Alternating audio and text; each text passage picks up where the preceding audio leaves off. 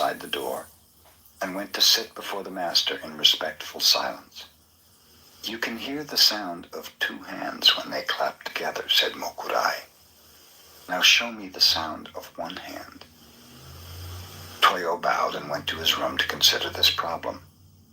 From his window he could hear the music of the geishas. "Ah, I have it," he proclaimed. The next evening, when his teacher asked him to illustrate the sound of one hand, Toyo began to play the music of the geishas. No, said Mokurai, "that will never do. That is not the sound of one hand. You've not got it at all." Thinking that such music might interrupt, Toyo moved his abode to a quiet place. He meditated again. What can the sound of one hand be? He happened to hear some water dripping. "I have it," imagined Toyo. When he next appeared before his teacher, Toyo imitated dripping water. "What is that?" asked Mokurai. "That is the sound of dripping water, but not the sound of one hand. Try again." In vain, Toyo meditated to hear the sound of one hand. He heard the sighing of the wind, but the sound was rejected. He heard the cry of an owl. This also was refused.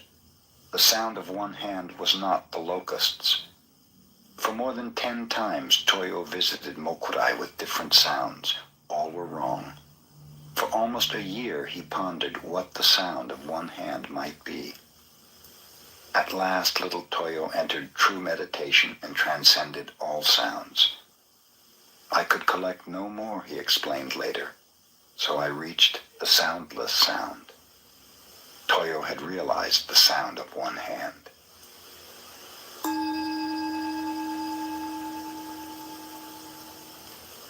Soyen Shaku, the first Zen teacher to come to America, said, "My heart burns like fire, but my eyes are as cold as dead ashes." He made the following rules which he practiced every day of his life. In the morning before dressing, light incense and meditate.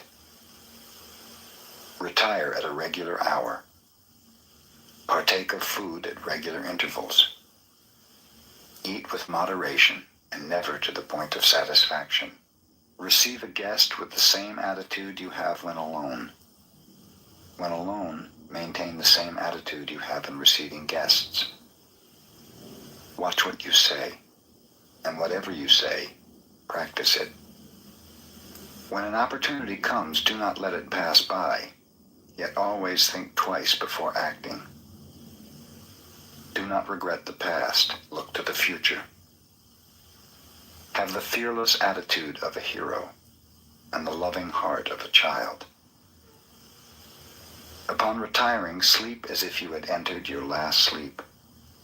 Upon awakening, leave your bed behind you instantly, as if you had cast away a pair of old shoes.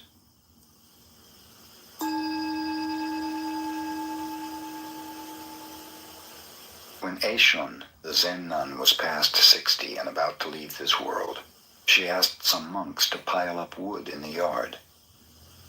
Seating herself firmly in the center of the funeral pyre, she had it set fire around the edges. "Oh, nun," shouted one monk, "is it hot in there?"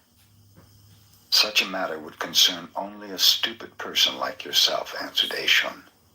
Flames arose, and she passed away.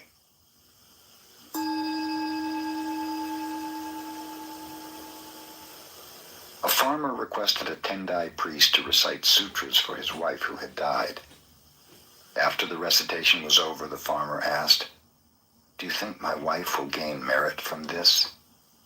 "Not only your wife, but all sentient beings will benefit from the recitation of sutras," answered the priest.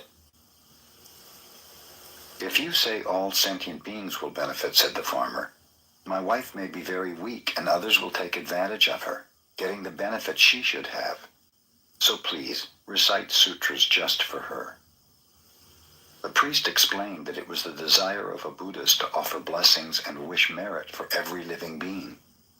"That is a fine teaching," concluded the farmer, "but please make one exception. I have a neighbor who is rough and mean to me. Just exclude him from all those sentient beings."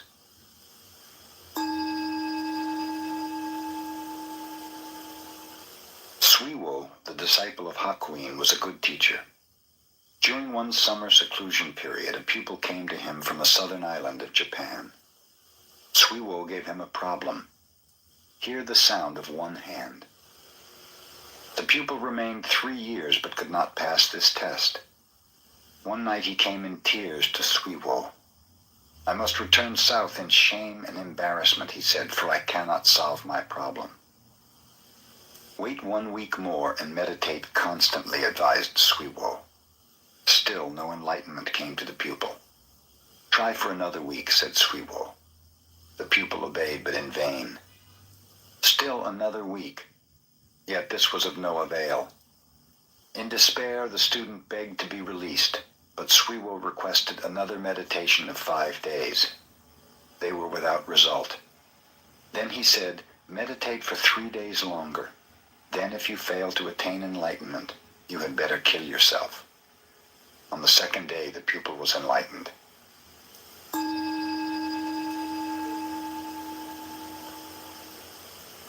Provided he makes and wins an argument about Buddhism with those who live there, any wandering monk can remain in a Zen temple. If he is defeated, he has to move on. In a temple in the northern part of Japan, 2 brother monks were dwelling together. The elder one was learned, but the younger one was stupid and had but one eye. A wandering monk came and asked for lodging, properly challenging them to a debate about the sublime teaching. The elder brother, tired that day from much studying, told the younger one to take his place. Go and request the dialogue in silence, he cautioned. So the young monk and the stranger went to the shrine and sat down.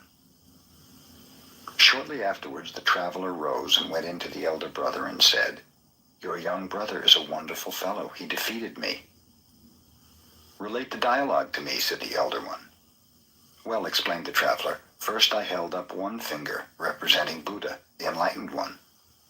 So he held up 2 fingers, signifying Buddha and his teaching. I held up 3 fingers, representing Buddha, his teaching, and his followers living the harmonious life. Then he shook his clenched fist in my face, indicating that all 3 come from one realization. Thus he won, and so I have no right to remain here. With this, the traveler left. Where's that fellow? Asked the younger one, running into his elder brother. I understand you won the debate. Won nothing. I'm going to beat him up. Tell me the subject of the debate, asked the elder one. Why, the minute he saw me, he held up 1 finger, insulting me by insinuating that I have only 1 eye. Since he was a stranger, I thought I would be polite to him, so I held up 2 fingers, congratulating him that he has 2 eyes. Then the impolite wretch held up 3 fingers, suggesting that between us we only have 3 eyes. So I got mad and started to punch him, but he ran out and that ended it.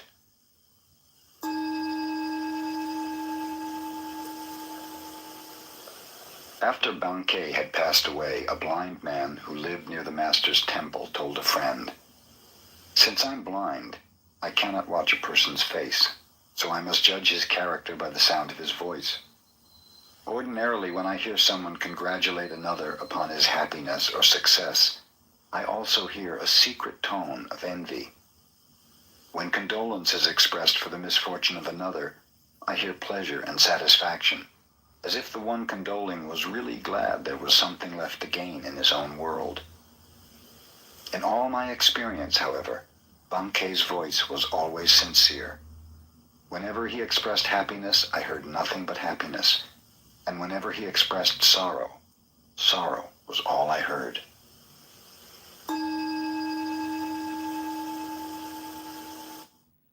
Even if you exercise regularly, you may be at risk for heart attack or stroke.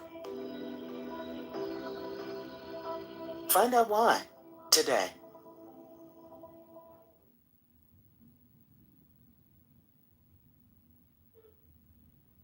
Do you want a ding to your credit? I don't want a ding. So when I needed a new credit card, I went to Experian. See these cards with no ding decline? Your credit won't take a ding if you're declined, so you can apply with confidence. Get the Experian app now.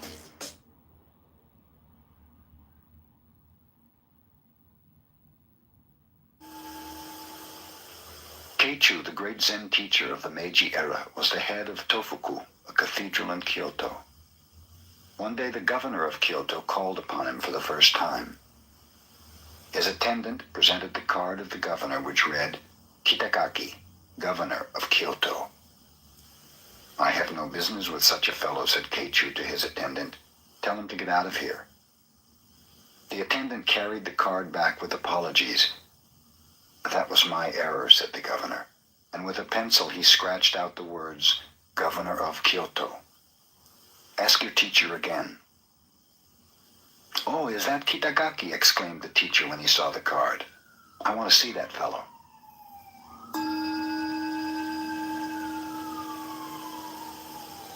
When Banzan was walking through a market, he overheard a conversation between a butcher and his customer. Give me the best piece of meat you have, said the customer. Everything in my shop is the best, replied the butcher. You cannot find here any piece of meat that is not the best. At these words, Banzan became enlightened.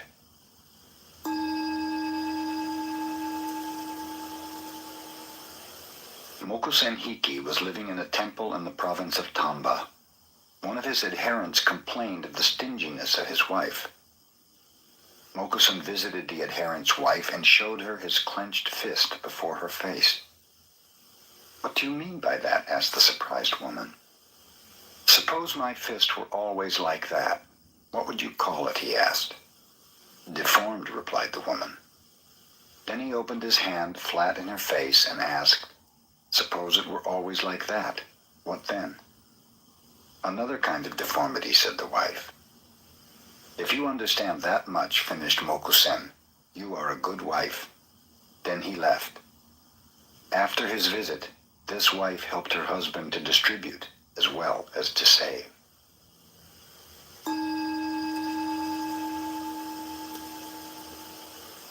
Mokugen was never known to smile until his last day on earth. When his time came to pass away, he said to his faithful ones, You have studied under me for more than 10 years. Show me your real interpretation of Zen. Whoever expresses this most clearly shall be my successor and receive my robe and bowl. Everyone watched Mokugen's severe face, but no one answered. Encho, a disciple who had been with his teacher for a long time, moved near the bedside. He pushed forward the medicine cup a few inches. This was his answer to the command. The teacher's face became even more severe. Is that all you understand? He asked. Encho reached out and moved the cup back again. A beautiful smile broke over the features of Mokugen. You rascal, he told Encho. You have worked with me 10 years and have not yet seen my whole body. Take the robe and bowl. They belong to you.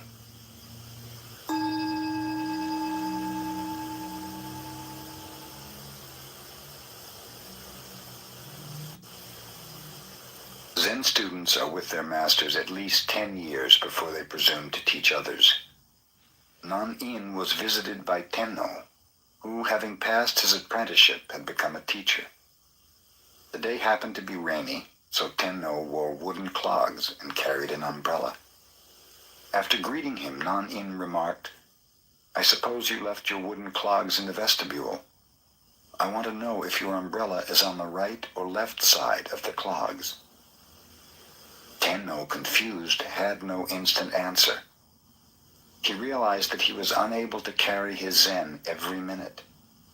He became Non-In's pupil, and he studied 6 more years to accomplish his every-minute Zen.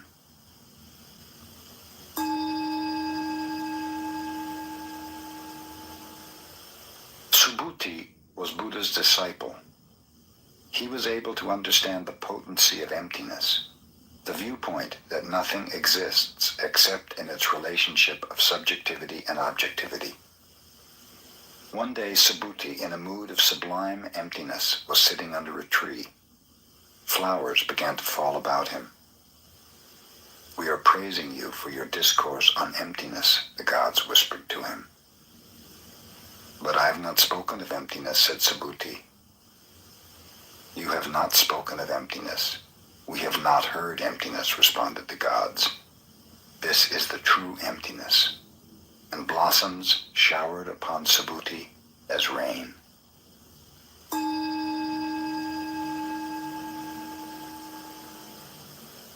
Gisho was ordained as a nun when she was 10 years old. She received training just as the little boys did. When she reached the age of 16, she traveled from one Zen master to another, studying with them all. She remained 3 years with Unzan, 6 years with Kuke, but was unable to obtain a clear vision. At last she went to the master Inzan. Inzan showed her no distinction at all on account of her sex. He scolded her like a thunderstorm. He cuffed her to awaken her inner nature. Gisho remained with Inzan 13 years, and then she found that which she was seeking. In her honor, Inzan wrote a poem.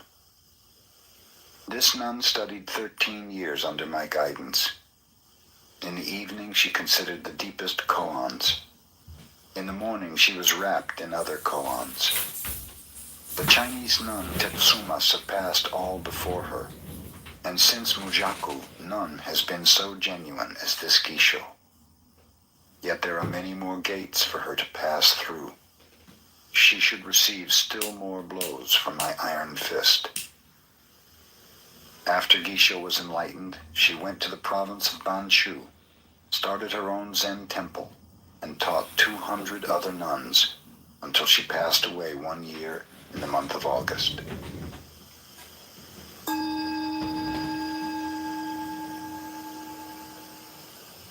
The master Soyen Shaku passed from this world when he was 61 years of age. Fulfilling his life's work, he left a great teaching, far richer than that of most Zen masters. His pupils used to sleep in the daytime during midsummer, and while he overlooked this, he himself never wasted a minute. When he was but 12 years old, he was already studying Tendai philosophical speculation. One summer day, the air had been so sultry that little Soyen stretched his legs and went to sleep while his teacher was away. 3 hours passed when, suddenly waking, he heard his master enter, but it was too late. There he lay, sprawled across the doorway. "I beg your pardon. I beg your pardon," his teacher whispered, stepping carefully over Soyen's body, as if it were that of some distinguished guest.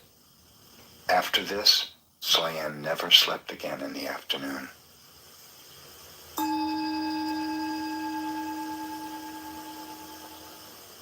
Our schoolmaster used to take a nap every afternoon, related a disciple of Soyen Shaku.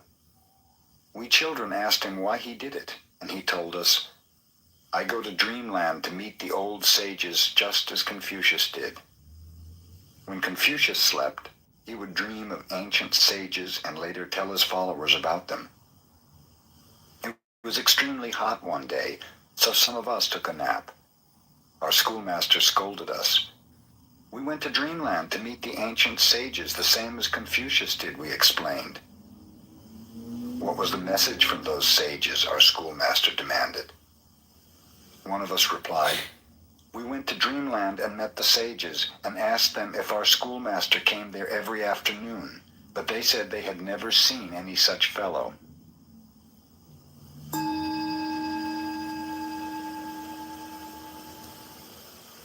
Joshu began the study of Zen when he was 60 years old and continued until he was 80 when he realized Zen. He taught from the age of 80 until he was 120. A student once asked him, "If I haven't anything in my mind, what shall I do?" Joshu replied, "Throw it out." "But if I haven't anything, how can I throw it out?" continued the questioner. "Well," said Joshu, "then carry it out."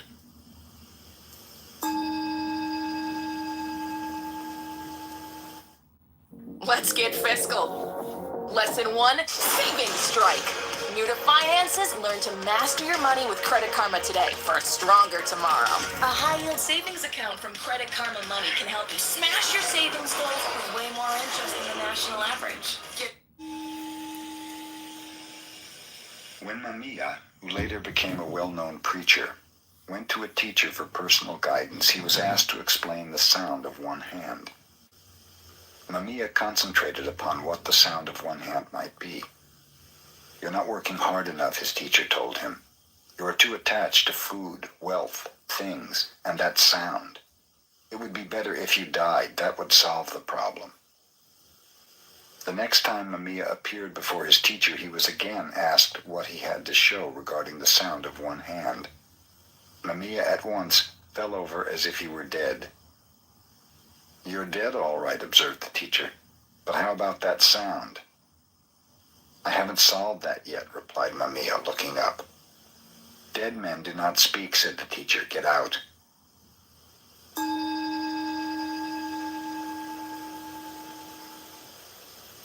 Tosui was a well-known Zen teacher of his time. He had lived in several temples and taught in various provinces. The last temple he visited accumulated so many adherents that Tosui told them he was going to quit the lecture business entirely. He advised them to disperse and to go wherever they desired. After that, no one could find any trace of him. 3 years later, one of his disciples discovered him living with some beggars under a bridge in Kyoto. He at once implored Tosui to teach him. "If you can do as I do for even a couple of days, I might," Tosui replied. So the former disciple dressed as a beggar and spent a day with Tosui. The following day, one of the beggars died. Tosui and his pupil carried the body off at midnight and buried it on a mountainside. After that, they returned to their shelter under the bridge. Tosui slept soundly the remainder of the night, but the disciple could not sleep. When morning came, Tosui said, "We do not have to beg food today. Our dead friend has left some over there." But the disciple was unable to eat a single bite of it. "I have said you could not do as I," concluded Tosui. "Get out of here and do not bother me again."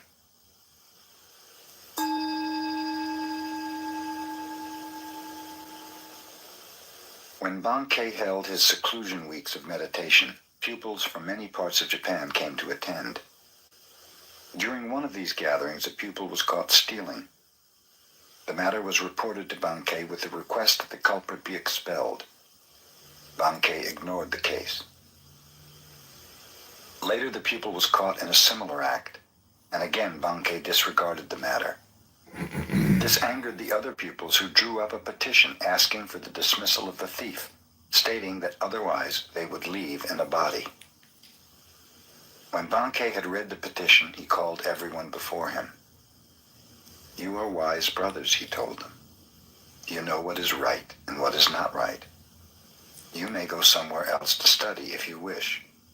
But this poor brother does not even know right from wrong. Who will teach him if I do not? I'm going to keep him here, even if all the rest of you leave." A torrent of tears cleansed the face of the brother who had stolen. All desire to steal had vanished.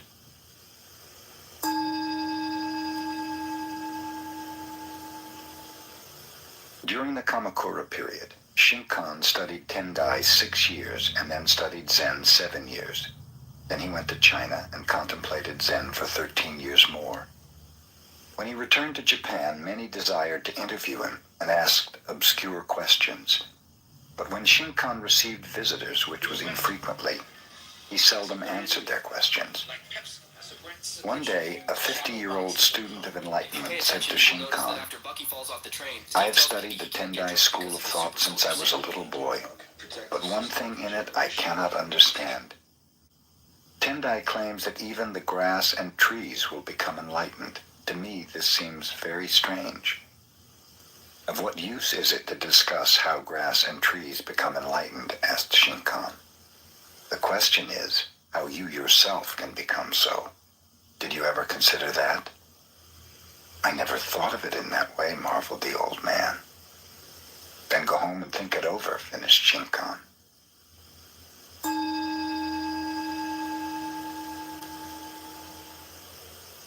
The Buddhist nun known as Ryonen was born in 1797. She was a granddaughter of the famous Japanese warrior Shingen. Her poetical genius and alluring beauty were such that at 17 she was serving the Empress as one of the ladies of the court. Even at such a youthful age, fame awaited her. The beloved Empress died suddenly, and Rionen's hopeful dreams vanished. She became acutely aware of the impermanency of life in this world.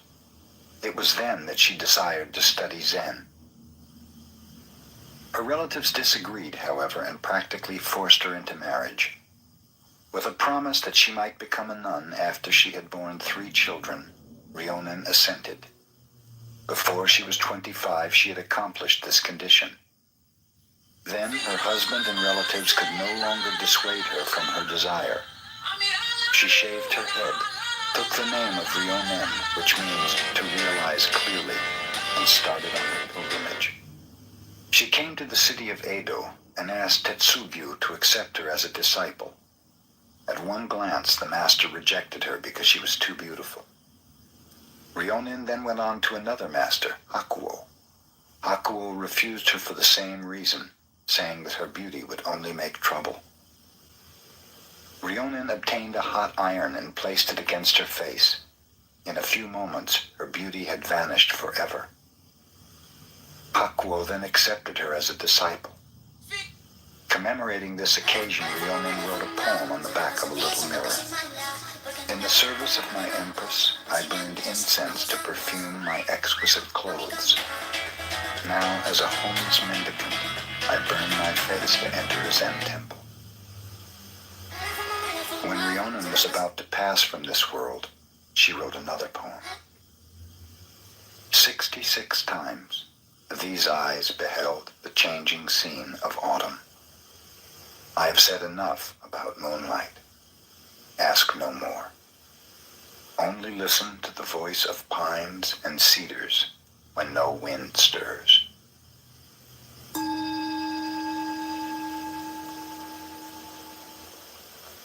The cook monk Daidio at Bankai's monastery decided that he would take good care of his old teacher's health and give him only fresh miso, a paste of soybeans mixed with wheat and yeast that often ferments. Bankei, noticing that he was being served better miso than his pupils, asked, "Who's the cook today?" Daidio was sent before him. Bankei learned that according to his age and position, he should eat only fresh miso. So he said to the cook, "Then you think I shouldn't eat at all?" With this, he entered his room and locked the door. Daidio, sitting outside the door, asked his teacher's pardon.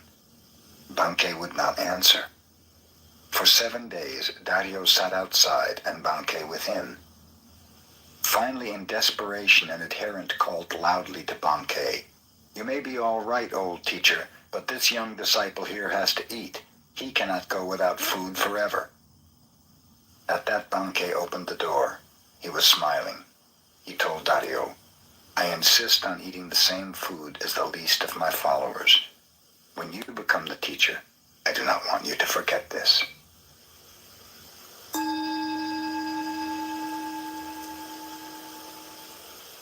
A student of Tendai, a philosophical school of Buddhism, came to the Zen abode of Gasan as a pupil. When he was departing a few years later, Gasan warned him, "Studying the truth speculatively is useful as a way of collecting preaching material. But remember that unless you meditate constantly, your light of truth may go out."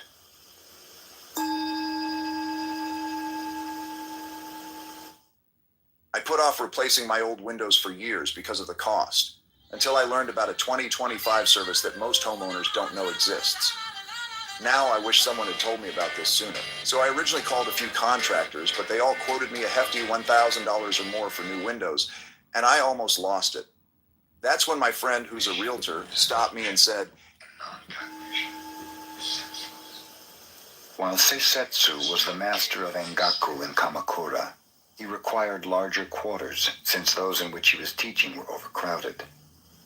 Umezu Seibi, a merchant of Edo, decided to donate 500 pieces of gold called ryo toward the construction of a more commodious school. This money he brought to the teacher. Seisetsu said, "All right, I will take it." Umezu gave Seisetsu the sack of gold, but he was dissatisfied with the attitude of the teacher. One might live a whole year on 3 ryo, and the merchant had not even been thanked for 500. In that sack are 500 ryo, hinted Umezu. You told me that before, replied Seisetsu. Even if I am a wealthy merchant, 500 ryo is a lot of money, said Umezu. Do you want me to thank you for it? Asked Seisetsu. You ought to, replied Umezu. Why should I? Inquired Seisetsu. The giver should be thankful.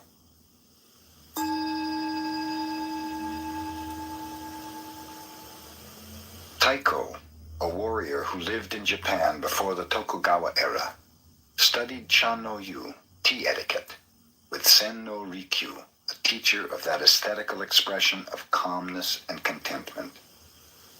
Taiko's attendant warrior, Kato, interpreted his superior's enthusiasm for tea etiquette as negligence of state affairs, so he decided to kill Sen no Rikyu. He pretended to make a social call upon the tea master, and was invited to drink tea.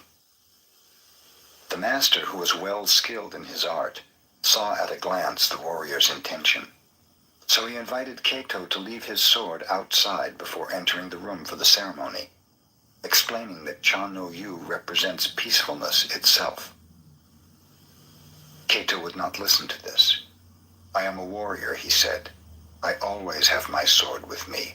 Chan no Yu or no Chan no Yu, I have my sword.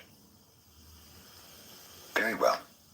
Bring your sword in and have some tea, consented Sen no Rikyu. The kettle was boiling on the charcoal fire.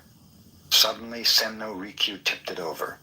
Hissing steam arose, filling the room with smoke and ashes. The startled warrior ran outside. The tea master apologized. It was my mistake. Come back in and have some tea. I have your sword here covered with ashes, and will clean it and give it to you. In this predicament, the warrior realized he could not very well kill the tea master, so he gave up the idea.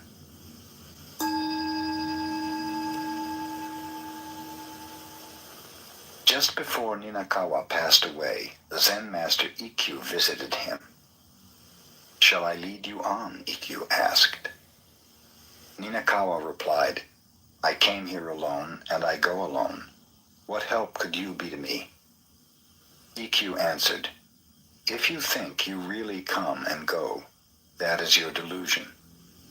Let me show you the path on which there is no coming and no going. With his words, Ikkyu had revealed the path so clearly that Ninakawa smiled and passed away.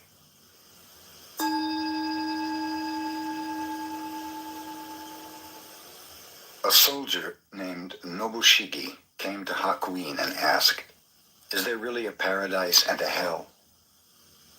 Who are you? Inquired Hakuin. I am a samurai, the warrior replied.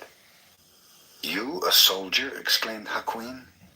What kind of ruler would have you as his guard? Your face looks like that of a beggar.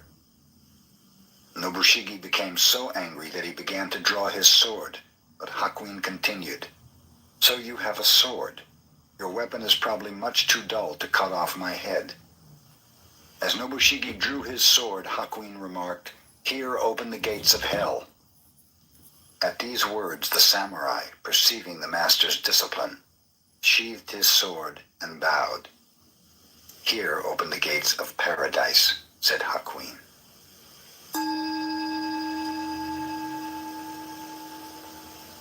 A merchant bearing 50 rolls of cotton goods on his shoulders stopped to rest from the heat of the day beneath a shelter where a large stone Buddha was standing. There he fell asleep, and when he awoke, his goods had disappeared. He immediately reported the matter to the police. A judge named Ooka opened court to investigate. That stone Buddha must have stolen the goods, concluded the judge. He is supposed to care for the welfare of the people, but he has failed to perform his holy duty. Arrest him. The police arrested the stone Buddha and carried it into court. A noisy crowd followed the statue, curious to learn what kind of sentence the judge was about to impose. When Ooka appeared on the bench, he rebuked the boisterous audience. "What right have you people to appear before the court laughing and joking in this manner? You are in contempt of court and subject to a fine and imprisonment." The people hastened to apologize. "I shall have to impose a fine on you," said the judge, "but I will remit it, provided each one of you brings 1 roll of cotton goods to the courts within 3 days. Anyone failing to do this will be arrested." One of the rolls of cloth which the people brought was quickly recognized by the merchant as his own, and thus the thief was easily discovered. The merchant recovered his goods, and the cotton rolls were returned to the people.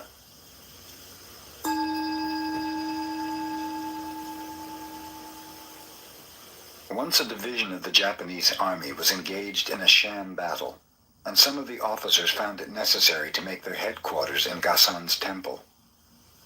Gassan told his cook, "Let the officers have only the same simple fare we eat." This made the army men angry, as they were used to very deferential treatment. One came to Gassan and said, "Who do you think we are?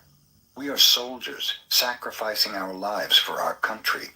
Why don't you treat us accordingly?" Gassan answered sternly, "Who do you think we are? We are soldiers of humanity, aiming to save all sentient beings."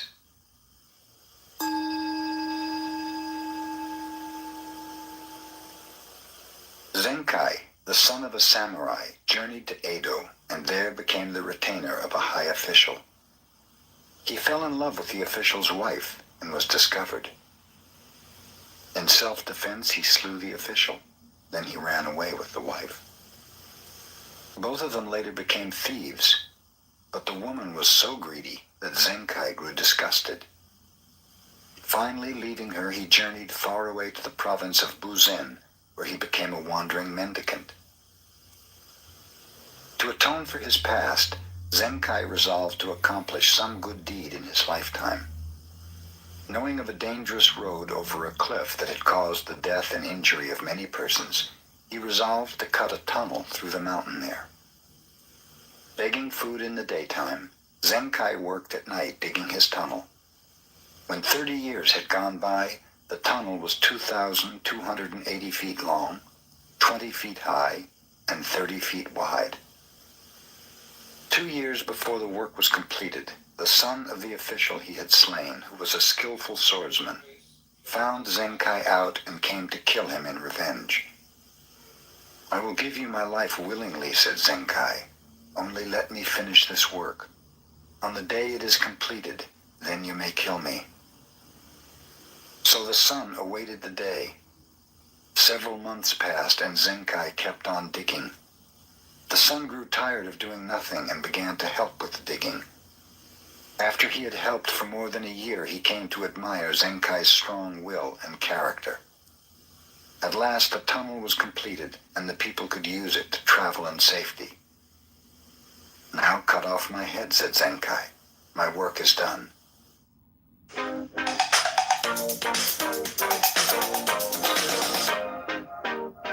It's not too late to outgrow the family hairline. Through Hims, you can break the cycle and get the thicker, fuller hair of your dreams. Genetics started it, but our range of personalized treatments can help you get ahead of it. Stop hair loss and regrow your hair in just 3 to 6 months with clinically proven ingredients like finasteride and minoxidil. See why 79% of customers say they wish they started treatment through Hims earlier. Take control of your own hair destiny. "Now cut off my head," said Zenkai. "My work is done." "How can I cut off my own teacher's head?" asked the younger man, with tears in his eyes.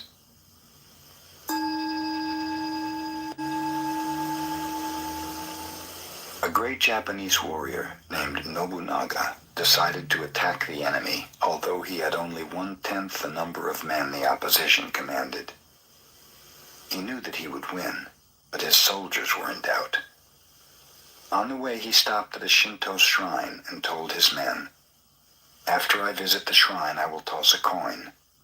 If heads comes, we will win. If tails, we will lose. Destiny holds us in her hand." Nobunaga entered the shrine and offered a silent prayer. He came forth and tossed a coin. Heads appeared. His soldiers were so eager to fight that they won their battle easily. No one can change the hand of destiny, his attendant told him after the battle. Indeed not, said Nobunaga, showing a coin which had been doubled, with heads facing either way.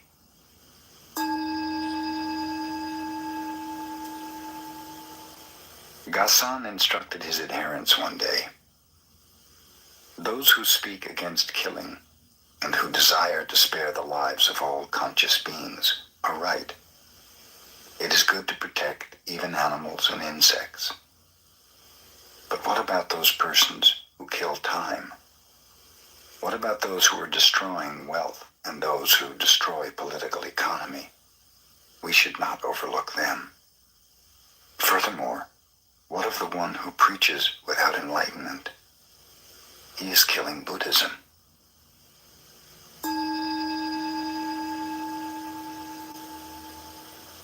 A young wife fell sick and was about to die. I love you so much, she told her husband. I do not want to leave you. Do not go from me to any other woman. If you do, I will return as a ghost and cause you endless trouble. Soon the wife passed away. The husband respected her last wish for the first 3 months, but then he met another woman and fell in love with her. They became engaged to be married. Immediately after the engagement, a ghost appeared every night to the man, blaming him for not keeping his promise. The ghost was clever, too. She told him exactly what had transpired between himself and his new sweetheart. Whenever he gave his fiancée a present, the ghost would describe it in detail. She would even repeat conversations, and it so annoyed the man that he could not sleep. Someone advised him to take his problem to a Zen master who lived close to the village.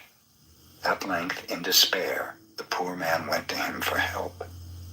Your former wife became a ghost and knows everything you do, commented the master. Whatever you do or say, whatever you give your beloved, she knows. She must be a very wise ghost. Really, you should admire such a ghost. The next time she appears, bargain with her.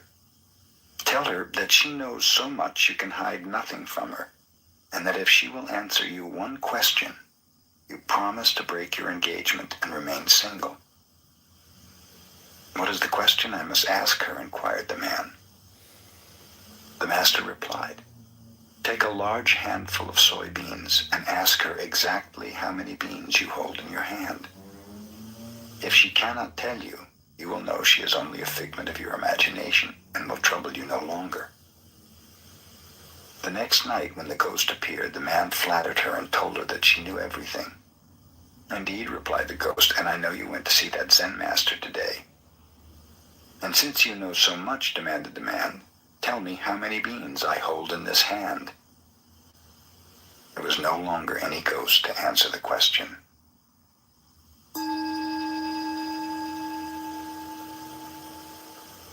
Yamaoka Teshu was a tutor of the emperor. He was also a master of fencing and a profound student of Zen. His home was the abode of vagabonds. He had but one suit of clothes, for they kept him always poor.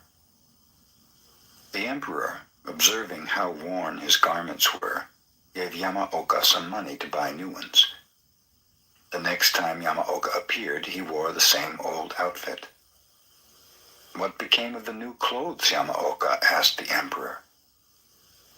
I provided clothes for the children of your majesty, explained Yamaoka.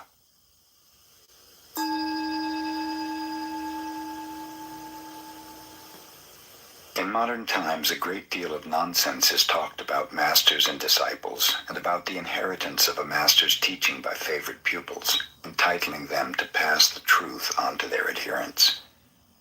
Of course, Zen should be imparted in this way from heart to heart, and in the past it was really accomplished. Silence and humility reigned rather than profession and assertion. The one who received such a teaching kept the matter hidden even after 20 years. Not until another discovered through his own need that a real master was at hand was it learned that the teaching had been imparted.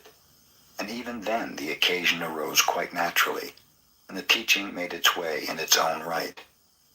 Under no circumstance did the teacher even claim, "I am the successor of so-and-so." Such a claim would prove quite the contrary. The Zen master, Munan, had only one successor. His name was Shoju. After Shoju had completed his study of Zen, Munan called him into his room. "I'm getting old," he said, "and as far as I know, Shoju, you are the only one who will carry on this teaching. Here's a book. It has been passed down from master to master for 7 generations. I also have added many points according to my understanding. The book is very valuable, and I'm giving it to you to represent your successorship." "If the book is such an important thing, you had better keep it," Shoju replied. "I received your Zen without writing, and I'm satisfied with it as it is." "I know that," said Moon. "Even so, this work has been carried from master to master for 7 generations, so you may keep it as a symbol of having received the teaching. Here." The two happened to be talking before a brazier. The instant Shoju felt the book in his hands, he thrust it into the flaming coals. He had no lust for possessions. Munan, who never had been angry before, yelled, "What are you doing?" Shoju shouted back, "What are you saying?"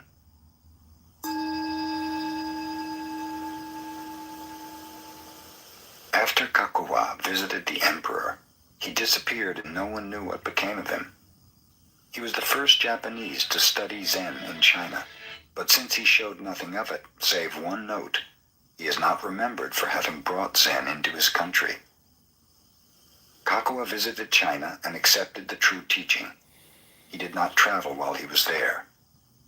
Meditating constantly, he lived on a remote part of a mountain. Whenever people found him and asked him to preach, he would say a few words and then move to another part of the mountain where he could be found less easily. The emperor heard about Kakuwa when he returned to Japan and asked him to preach Zen for his edification and that of his subjects. Kakuwa stood before the emperor in silence. He then produced a flute from the folds of his robe and blew one short note. Bowing politely, he disappeared.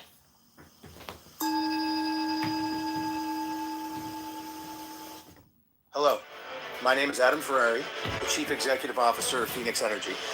I look forward to you joining us. Circumstances arose one day which delayed preparation of the dinner of a Soto Zen master, Fugai, and his followers. In haste, the cook went to the garden with his curved knife and cut off the tops of green vegetables, chopped them together, and made soup, unaware that in his haste he had included part of a snake in the vegetables. The followers of Fugai thought they never had tasted such a good soup. But when the master himself found the snake's head in his bowl, he summoned the cook. "What is this?" he demanded, holding up the head of the snake. "Oh, thank you, master," replied the cook, taking the morsel and eating it quickly.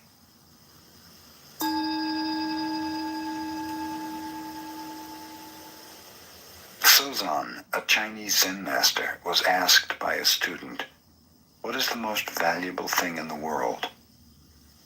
The master replied, "The head of a dead cat."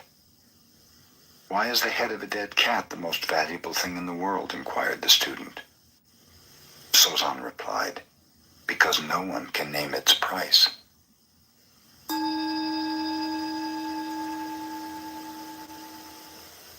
The pupils of the Tendai school used to study meditation before Zen entered Japan. 4 of them, who were intimate friends, promised one another to observe 7 days of silence. On the first day all were silent. Their meditation had begun auspiciously. But when night came and the oil lamps were growing dim, one of the pupils could not help exclaiming to a servant, "Fix those lamps." The second pupil was surprised to hear the first one talk. "We're not supposed to say a word," he remarked. "You two are stupid. Why did you talk?" asked the third. "I'm the only one who has not talked," concluded the fourth pupil.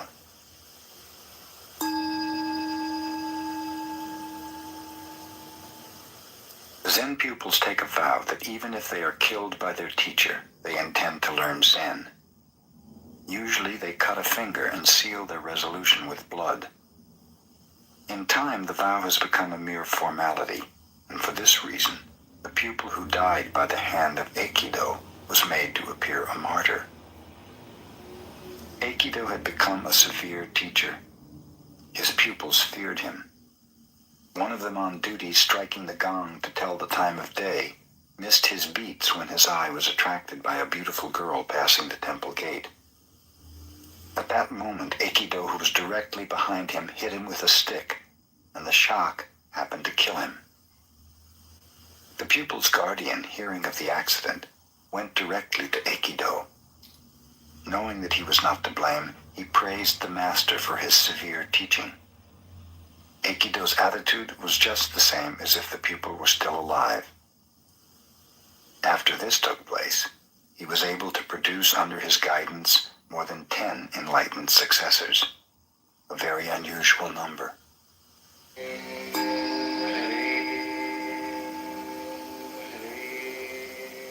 Ryokan devoted his life to the study of Zen. One day he heard that his nephew, despite the admonitions of relatives, was spending his money on a courtesan. Inasmuch as the nephew had taken Ryokan's place in managing the family estate and the property was in danger of being dissipated, the relatives asked Ryokan to do something about it. Ryokan had to travel a long way to visit his nephew, whom he had not seen for many years. The nephew seemed pleased to meet his uncle again and invited him to remain overnight. All night, Ryokan sat in meditation.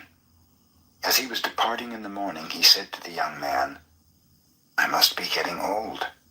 My hand shakes so. Will you help me tie the string of my straw sandal?"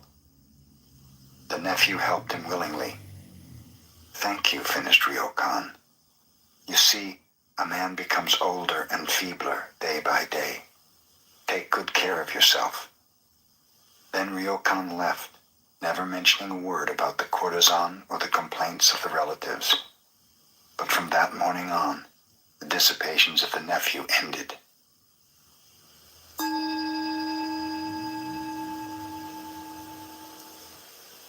A Zen student came to Bankei and complained, "Master, I have an ungovernable temper. How can I cure it?"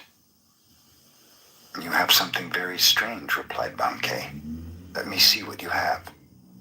"But just now I cannot show it to you," replied the other. "When can you show it to me?" asked Bankei. "It arises unexpectedly," replied the student. Then concluded Bankei, "It must not be your own true nature. If it were, you could show it to me at any time. When you were born, you did not have it, and your parents did not give it to you. Think that over."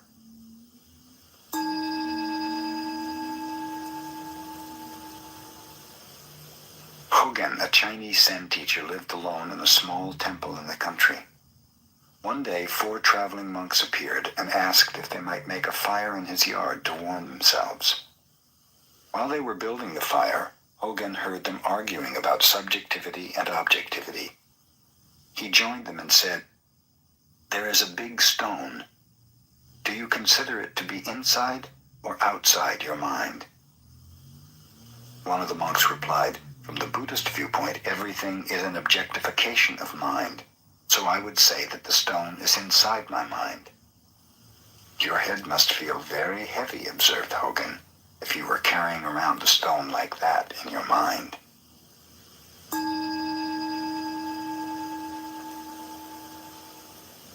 A rich man asked Sengai to write something for the continued prosperity of his family so that it might be treasured from generation to generation.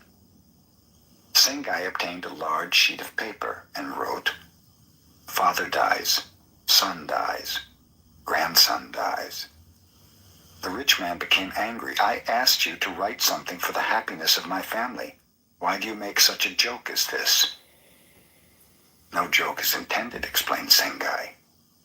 If before you yourself die, your son should die, this would grieve you greatly. If your grandson should pass away before your son, both of you would be broken-hearted. If your family, generation after generation, passes away in the order I have named, it will be the natural course of life. I call this real prosperity.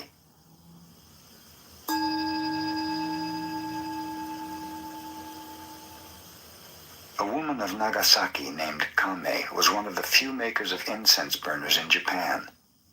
Such a burner is a work of art to be used only in a tea room or before a family shrine. Kame, whose father before her had been such an artist, was fond of drinking. She also smoked and associated with men most of the time. Whenever she made a little money, she gave a feast inviting artists, poets, carpenters, workers, men of many vocations and avocations. In their association, she evolved her designs. Kame was exceedingly slow in creating, but when her work was finished, it was always a masterpiece. Her burners were treasured in homes whose womenfolk never drank, smoked, or associated freely with men. The mayor of Nagasaki once requested Kame to design an incense burner for him. She delayed doing so until almost half a year had passed.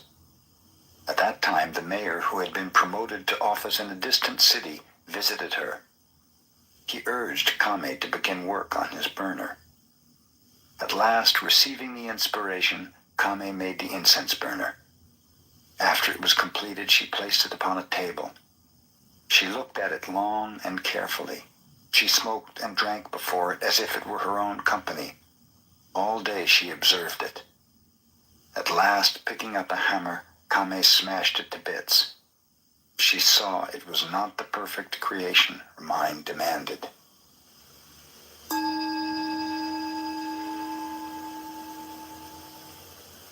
When Bankei was preaching at Ryomon Temple, a Shinshu priest who believed in salvation through the repetition of the name of the Buddha of Love was jealous of his large audience and wanted to debate with him. Bankei was in the midst of a talk when the priest appeared, but the fellow made such a disturbance that Bankei stopped his discourse and asked about the noise. The founder of our sect, boasted the priest, had such miraculous powers that he held a brush in his hand on one bank of the river. His attendant held up a paper on the other bank, and the teacher wrote the holy name of Amida through the air. Can you do such a wonderful thing? Bankei replied lightly, Perhaps your fox can perform that trick, but that is not the manner of Zen. My miracle is that when I feel hungry, I eat, and when I feel thirsty, I drink.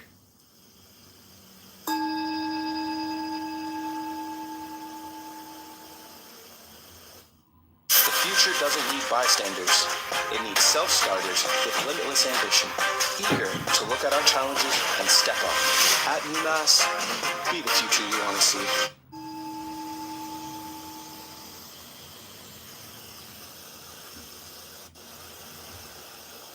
Yamaoka Teshu, as a young student of Zen, visited one master after another. He called upon Dokuon of Shokoku. Desiring to show his attainment, he said, The mind, Buddha, and sentient beings, after all, do not exist.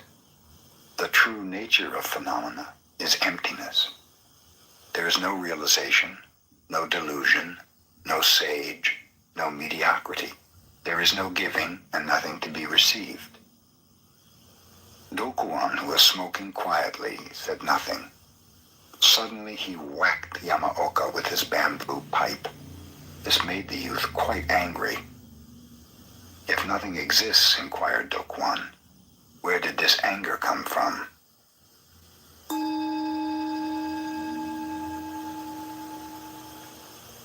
Hyakujo, the Chinese Zen master, used to labor with his pupils even at the age of 80, trimming the gardens, cleaning the grounds, and pruning the trees. The pupils felt sorry to see the old teacher working so hard, but they knew he would not listen.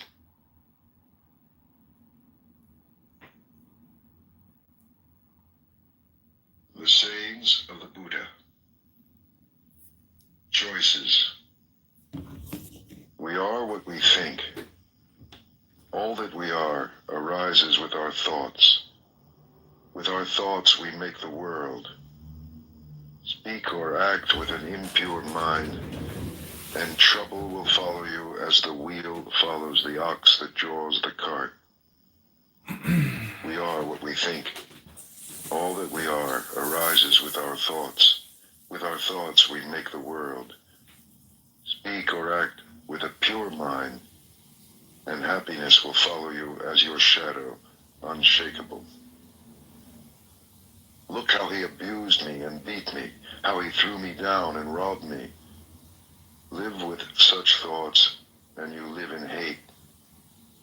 Look how he abused me and beat me, how he threw me down and robbed me. Abandon such thoughts, and live in love. In this world, hate never yet dispelled hate. Only love dispels hate. This is the law, ancient and inexhaustible. You too shall pass away. Knowing this, how can you quarrel? How easily the wind overturns a frail tree. Seek happiness in the senses, indulge in food and sleep, and you too will be uprooted. The wind cannot overturn a mountain. Temptation cannot touch the man who is awake, strong and humble, who masters himself and minds the law. If a man's thoughts are muddy, if he is reckless and full of deceit, how can he wear the yellow robe? Whoever is master of his own nature, bright, clear, and true, he may indeed wear the yellow robe. Mistaking the false for the true, and the true for the false, you overlook the heart and fill yourself with desire. See the false as false, the true as true. Look into your heart. Follow your nature. An unreflecting mind is a poor roof. Passion, like the rain, floods the house, but if the roof is strong, there is shelter. Whoever follows impure thoughts suffers in this world and the next. In both worlds he suffers, and how greatly, when he sees the wrong he has done. But whoever follows the law is joyful here and joyful there. In both worlds he rejoices, and how greatly, when he sees the good he has done. For great is the harvest in this world, and greater still in the next. However many holy words you read, however many you speak, what good will they do you if you do not act upon them? Are you a shepherd who counts another man's sheep, never sharing the way? Read as few words as you like, and speak fewer, but act upon the law. Give up the old ways, passion, enmity, folly. Know the truth, and find peace. Share the way. Wakefulness. Wakefulness is the way to life. The fool sleeps as if he were already dead, but the master is awake, and he lives forever. He watches. He is clear. How happy he is, for he sees that wakefulness is life. How happy he is, following the path of the awakened. With great perseverance he meditates, seeking freedom and happiness. So awake, reflect, watch, work with care and attention. Live in the way, and the light will grow in you.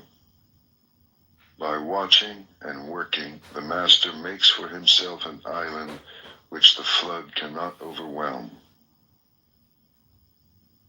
The fool is careless, but the master guards his watching. It is his most precious treasure. He never gives in to desire. He meditates, and in the strength of his resolve he discovers true happiness. overcomes desire, and from the tower of wisdom he looks down with dispassion upon the sorrowing crowd. From the mountaintop he looks down on those who live close to the ground. Mindful among the mindless, awake while others dream, swift as the racehorse, he outstrips the field. By watching, Indra became king of the gods. How wonderful it is to watch, how foolish to sleep. The beggar who guards his mind and fears the waywardness of his thoughts burns through every bond with the fire of his vigilance. The beggar who guards his mind and fears his own confusion cannot fall. He has found the way to peace. Mind. As the fletcher whittles and makes straight his arrows, so the master directs his straying thoughts. Like a fish out of water, stranded on the shore, thoughts thrash and quiver, for how can they shake off desire? They tremble, they are unsteady, they wander at their will. It is good to control them, and to master them brings happiness. But how subtle they are, how elusive. The task is to quieten them, and by ruling them to find happiness. With single-mindedness, the master quells his thoughts. He ends their wandering.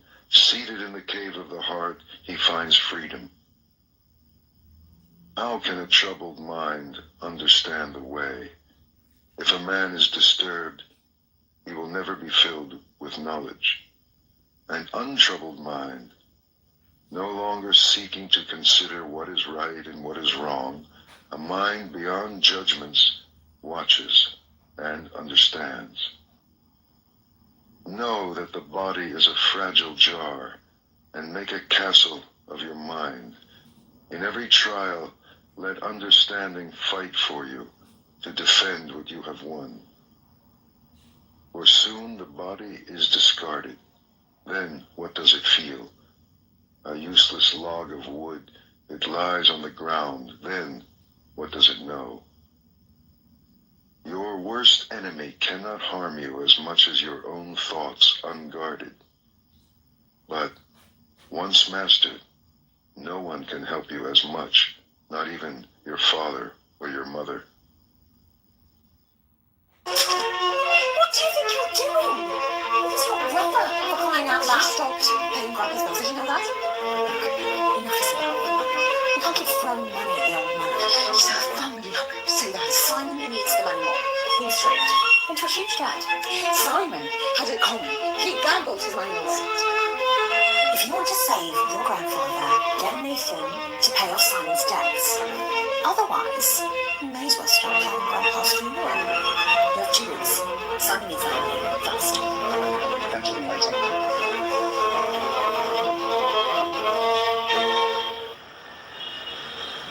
How do I tell him I'm his wife?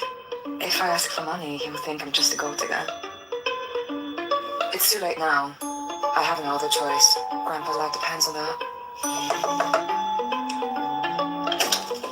Roger, is Nathan in here? I really need to talk to him. I'm sorry, Mrs. Carter. It's not a good time. We have visitors. Roger, I really need to talk to him. Just one second. Okay. All right. We'll see what I can do. Okay, I'll just... Take off. And again. Yeah, that's fine, that's okay. I've done all of these treatments. Why can I not sleep? Sorry, what did you say? Why can't I sleep? Well, insomnia can be very tricky, Mr. Carter. Medical definitions can be very complex. Basically, what you need to do is relax and de-stress. That is my prescribed. It's easier said than done, huh? You did say that when you returned home, you slept soundly that night, right? Yes. Perhaps you should recreate that environment.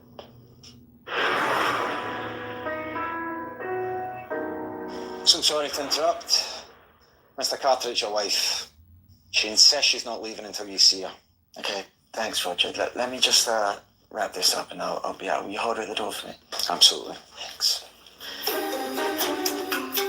Stress. Yes. I'm trying out here. And the damsel in distress causes my patient's stress.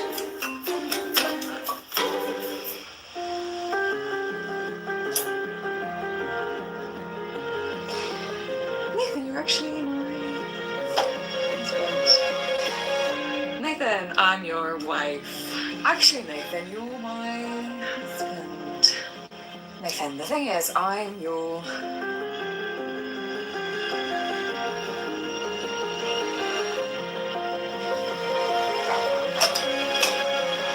Hi, you're here finally.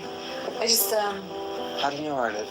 I need to tell you something really important. I don't really care. Could you just leave, actually? Just leave. You've got 30 seconds. Okay, alright, the thing is, I'm... Nathan! Rosalie. You.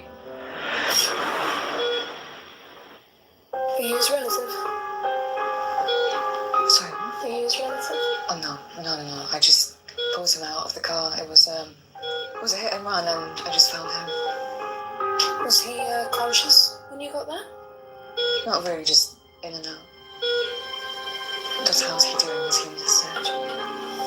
He needs surgery right away. Okay, we need some clarity on what happened. So, would you be able to come next door and fill in some paperwork for me? Yeah, sure, absolutely, yeah. Is he Nathan Carter? The man on Forbes?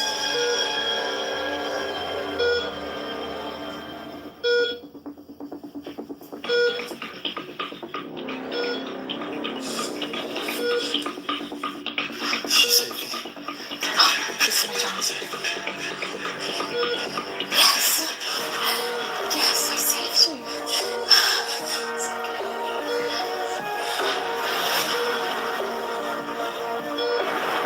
What are you doing here? Do we know each other? See what happens next on TikTok. Download now.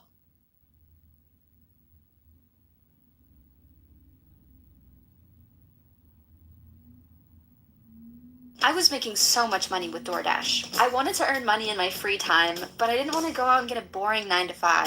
That's when I found out how much money my friend was making with DoorDash. There are opportunities in over 4,000 cities. Signing up was super easy. And before long, I was already making deliveries. Now, I get to make my own schedule and keep 100% of my tips. Download the DoorDash driver app and get started today.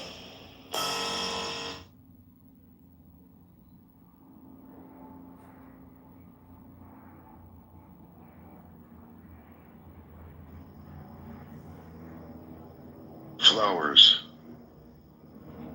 Who shall conquer this world and the world of death with all its gods? Who shall discover the shining way of the law? You shall, even as the man who seeks flowers finds the most beautiful, the rarest. Understand that the body is merely the foam of a wave, the shadow of a shadow. Snap the flower arrows of desire, and then, unseen, escape the king of death, and travel on. Death overtakes the man who gathers flowers, when with distracted mind and thirsty senses, he searches vainly for happiness in the pleasures of the world. Death fetches him away as a flood carries off a sleeping village. Death overcomes him when, with distracted mind and thirsty senses, he gathers flowers. He will never have his fill of the pleasures of the world. The bee gathers nectar from the flower without marring its beauty or perfume. So let the master settle and wander. Look to your own faults, what you have done or left undone. Overlook the faults of others. Like a lovely flower, bright but scentless, are the fine but empty words of the man who does not mean what he says. Like a lovely flower, bright and fragrant, are the fine and truthful words of the man who means what he says. Like garlands woven from a heap of flowers, fashioned from your life as many good deeds. The perfume of sandalwood, rosebay, or jasmine cannot travel against the wind, but the fragrance of virtue travels even against the wind as far as the ends of the world. How much finer is the fragrance of virtue than of sandalwood, rosebay, of the blue lotus, or jasmine? The fragrance of sandalwood and rosebay does not travel far, but the fragrance of virtue rises to the heavens. Desire never crosses the path of virtuous and wakeful men. Their brightness sets them free. How sweetly the lotus grows in the litter of the wayside. Its pure fragrance delights the heart. Follow the awakened, and from among the blind, the light of your wisdom will shine out purely. The fool. How long the night to the watchman? How long the road to the weary traveler? How long the wandering of many lives to the fool who misses the way? If the traveler cannot find master or friend to go with him, let him travel on alone rather than with a fool for company. My children, my wealth, so the fool troubles himself. But how has he children or wealth? He is not even his own master.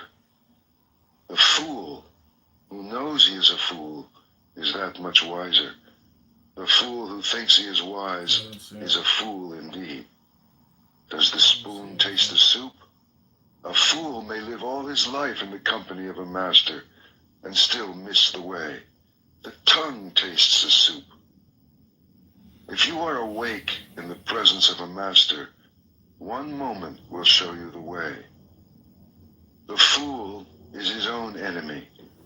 The mischief he does is his undoing. How bitterly he suffers. Why do what you will regret? Why bring tears upon yourself? Do only what you do not regret, and fill yourself with joy. For a while, the fool's mischief tastes sweet, sweet as honey. But in the end it turns bitter, and how bitterly he suffers. For months the fool may fast, eating from the tip of a grass blade. Still, he is not worth a penny beside the master whose food is the way. Fresh milk takes time to sour, so a fool's mischief takes time to catch up with him. Like the embers of a fire, it smolders within him. Whatever a fool learns, it only makes him duller. Knowledge cleaves his head, for then he wants recognition, a place before other people, a place over other people. Let them know my work, let everyone look to me for direction. Such are his desires, such is his swelling pride. One way leads to wealth and fame, the other to the end of the way. Look not for recognition, but follow the awakened and set yourself free. The wise man. The wise man tells you where you have fallen and where you yet may fall. Invaluable secrets. Follow him. Follow the way. Let him chasten and teach you and keep you from mischief. The world may hate him, but good men love him. Do not look for bad company or live with men who do not care. Find friends who love the truth. Drink deeply. Live in serenity and joy. The wise man delights in the truth and follows the law of the awakened. The farmer channels water to his land. The fletcher whittles his arrows. and the carpenter turns his wood, so the wise man directs his mind. The wind cannot shake a mountain, neither praise nor blame moves the wise man. He is clarity. Hearing the truth, he is like a lake, pure and tranquil and deep. Want nothing. Where there is desire, say nothing. Happiness or sorrow, whatever befalls you, walk on, untouched, unattached. Do not ask for family or power or wealth, either for yourself or for another. Can a wise man wish to rise unjustly? Few cross over the river. Most are stranded on this side. On the river bank, they run up and down. But the wise man, following the way, crosses over beyond the reach of death. He leaves the dark way for the way of light. He leaves his home, seeking happiness on the hard road. Free from desire, free from possessions, free from the dark places of the heart, free from attachment and appetite, following the 7 lights of awakening and rejoicing greatly in his freedom. In this world, the wise man becomes himself a light, pure, shining, free.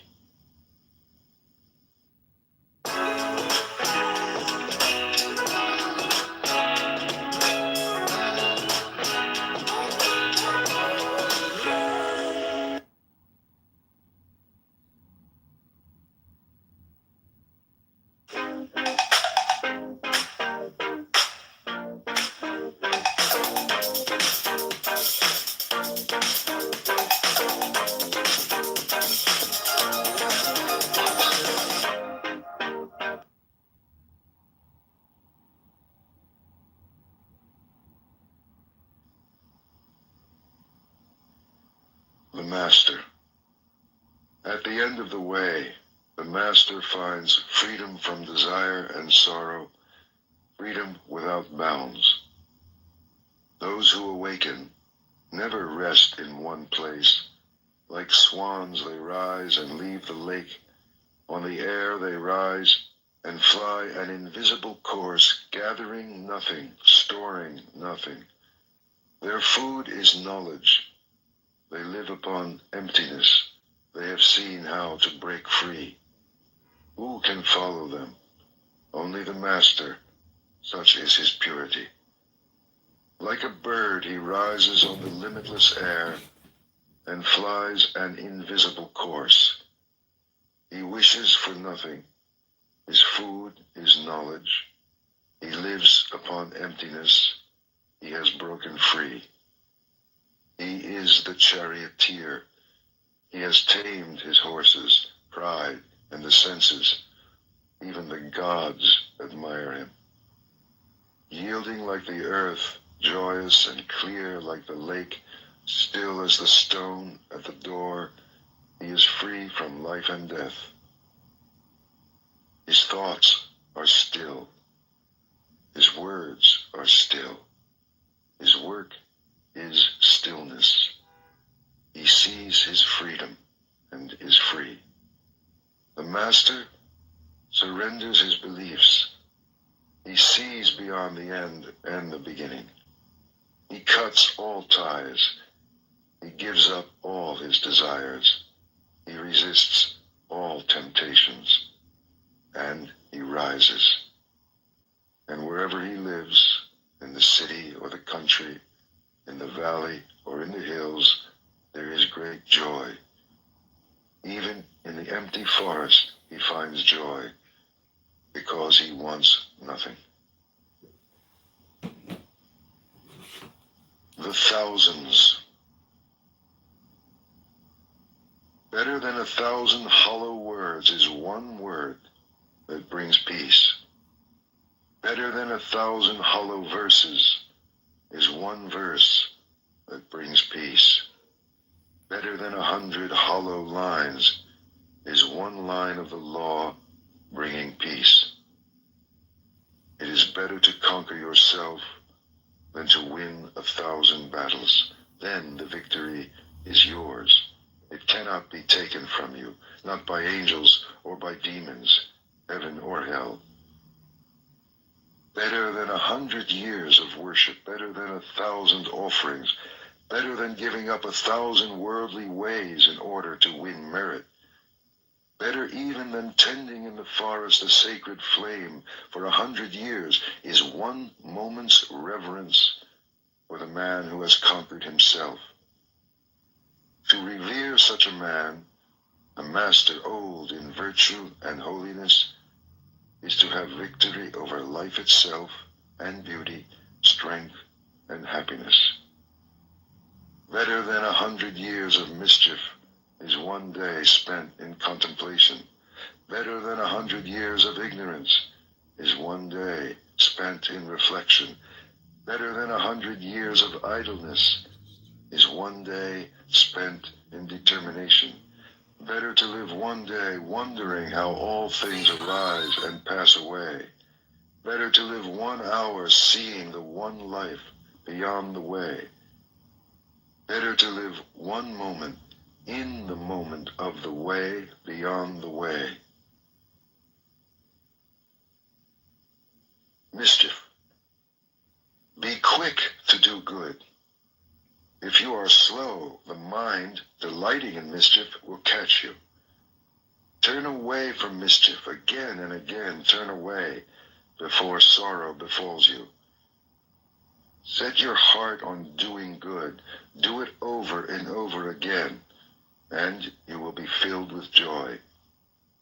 A fool is happy until his mischief turns against him, and a good man may suffer until his goodness flowers. Do not make light of your failings, saying, "What are they to me?" A jug fills drop by drop, so the fool becomes brimful of folly. Do not belittle your virtues, saying, "They are nothing." A jug fills drop by drop, so the wise man becomes brimful of virtue. As the rich merchant with few servants shuns a dangerous road, and the man who loves life shuns poison, beware the dangers of folly and mischief. For an unwounded hand may handle poison, the innocent come to no harm. But as dust thrown against the wind, mischief is blown back in the face of the fool who wrongs the pure and harmless. Some are reborn in hell, some in this world, the good in heaven, but the pure are not reborn. Nowhere. Not in the sky, nor in the midst of the sea, nor deep in the mountains can you hide from your own mischief. Not in the sky, nor in the midst of the ocean, nor deep in the mountains, nowhere can you hide from your own death. Violence. All beings tremble before violence. All fear death. All love life. See yourself in others. Then whom can you hurt? What harm can you do?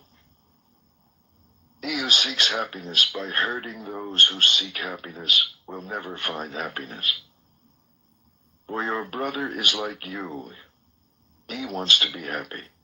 Never harm him, and when you leave this life, you too will find happiness.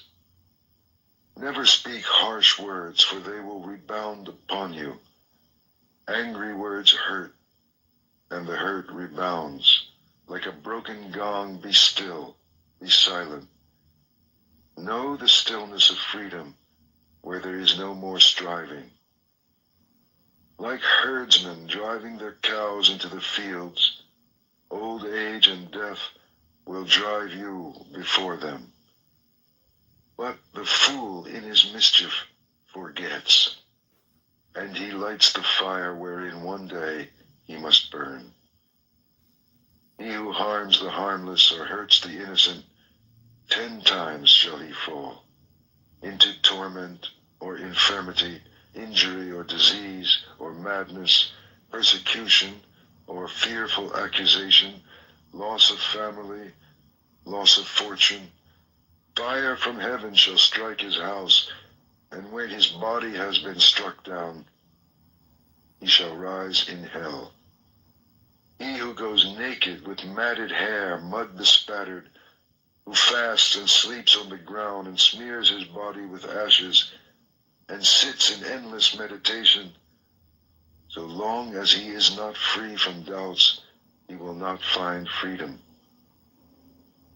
But he who lives purely and self-assured in quietness and virtue, who is without harm or hurt or blame, even if he wears fine clothes, so long as he also has faith, he is a true seeker.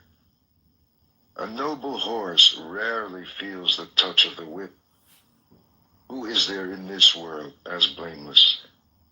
Then, like a noble horse, smart under the whip, burn and be swift, believe, meditate, see, be harmless, be blameless, awake to the law, and from all sorrow free yourself. The farmer channels water to his land, the fletcher whittles his arrows, the carpenter turns his wood, and the wise man masters himself.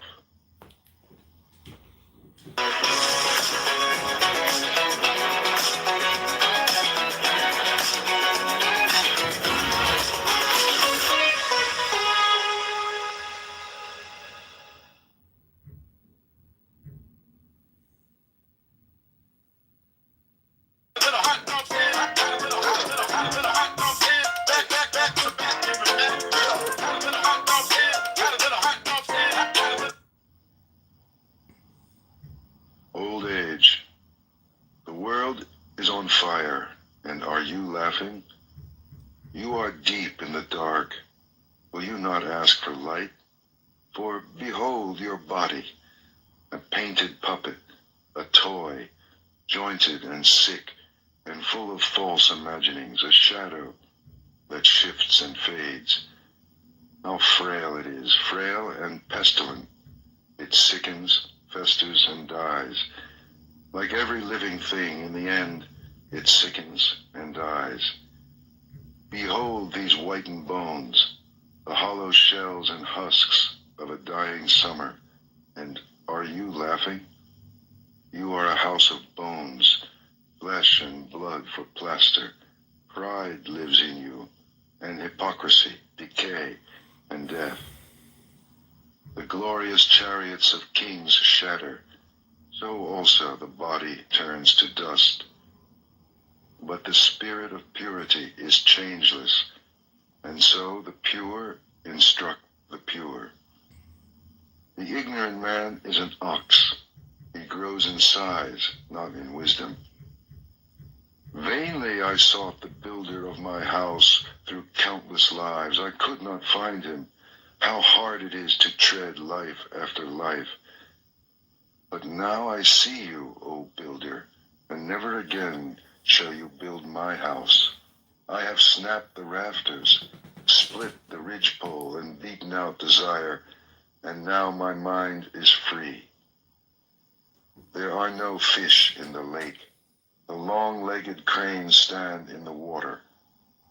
Sad is the man who in his youth lived loosely and squandered his fortune. Sad as a broken bow, and sadly is he sighing after all that has arisen and has passed away. Yourself. Love yourself and watch, today, tomorrow, always. First, establish yourself in the way, then teach, and so defeat sorrow. To straighten the crooked, you must first do a harder thing, straighten yourself. You are your only master, who else? Subdue yourself and discover your master. Willfully you have fed your own mischief. Soon it will crush you as the diamond crushes stone. By your own folly you will be brought as low as your worst enemy wishes. So the creeper chokes the tree. How hard it is to serve yourself. How easy to lose yourself in mischief and folly. The kashta reed dies when it bears fruit. So the fool, scorning the teachings of the awakened, spurning those who follow the law, perishes when his folly flowers. Mischief is yours, sorrow is yours, but virtue also is yours, and purity. You are the source of all purity and all impurity. No one purifies another. Never neglect your work for another's, however great his need. Your work is to discover your work, and then, with all your heart, to give yourself to it. The world. Do not live in the world in distraction and false dreams outside the law. Arise and watch. Follow the way joyfully through this world and beyond. Follow the way of virtue. Follow the way joyfully through this world and on beyond. Or consider the world a bubble, a mirage. See the world as it is, and death shall overlook you. Come, consider the world, a painted chariot for kings, a trap for fools. But he who sees goes free. As the moon slips from behind a cloud and shines, so the master comes out from behind his ignorance and shines. This world is in darkness. How few have eyes to see. How few the birds who escape the net and fly to heaven. Swans rise and fly toward the sun. What magic! So do the pure conquer the armies of illusion and rise and fly. If you scoff at heaven and violate the law, if your words are lies, where will your mischief end? The fool laughs at generosity. The miser cannot enter heaven. But the master finds joy in giving, and happiness is his reward. And more, for greater than all the joys of heaven and of earth, greater still than dominion over all the worlds, is the joy of reaching the stream. The man who is awake. He is awake. The victory is his. He has conquered the world. How can he lose the way who is beyond the way? His eye is open. His foot is free. Who can follow after him? The world cannot reclaim him or lead him astray, nor can the poisoned net of desire hold him. He is awake. The gods watch over him. He is awake and finds joy in the stillness of meditation and in the sweetness of surrender. Hard it is to be born. Hard it is to live. Harder still to hear of the way, and hard to rise, follow, and awake. Yet the teaching is simple. Do what is right. Be pure. At the end of the way is freedom. Till then, patience. If you wound or grieve another, you have not learned detachment. Offend in neither word nor deed. Eat with moderation. Live in your heart. Seek the highest consciousness. Master yourself according to the law. This is the simple teaching of the awakened. The rain could turn to gold, and still your thirst would not be slaked. Desire is unquenchable, or it ends in tears, even in heaven. He who wishes to awake consumes his desires joyfully. In his fear, a man may shelter in mountains, or in forests, in groves of sacred trees, or in shrines. But how can he hide there from his sorrow? He who shelters in the way and travels with those who follow it comes to see the four great truths concerning sorrow, the beginning of sorrow, the eightfold way, and the end of sorrow. Then, at last, he is safe. He has shaken off sorrow. He is free. The awakened are few and hard to find. Happy is the house where a man awakes. Blessed is his birth. Blessed is the teaching of the way. Blessed is the understanding among those who follow it. And blessed is their determination. And blessed are they who revere the man who awakes and follows the way. They are free from fear. They are free. They have crossed over the river of sorrow. Can I have my dad's inheritance back? Give you the money? My mom's surgery can't wait. I need the money. You can have the inheritance, but in return, you have to marry James. Let's make something clear. The only reason we're getting married is because my grandfather signed the agreement. Once he passes, our marriage will be over. Let's get a divorce.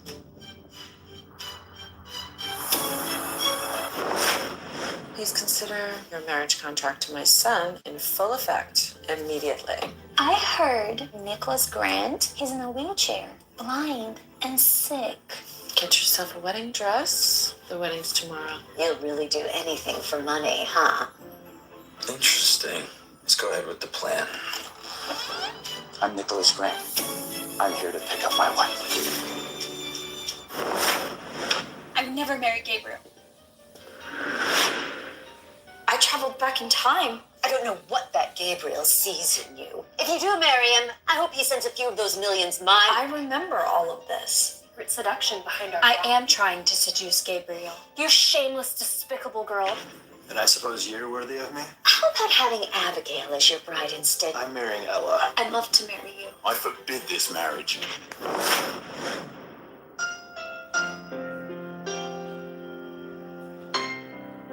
Who's that William's dancing with? She looks familiar. Could it be Wendy? May I? Wendy! Wait. Did you go to William's party last night? No. Hi, I'm looking for the owner of this mask. Do you know whose it belongs to? It's mine. You have no way out. You traitor. I'm just doing what I have to do. Our relationship is just a cover. Keep me for the list. Never.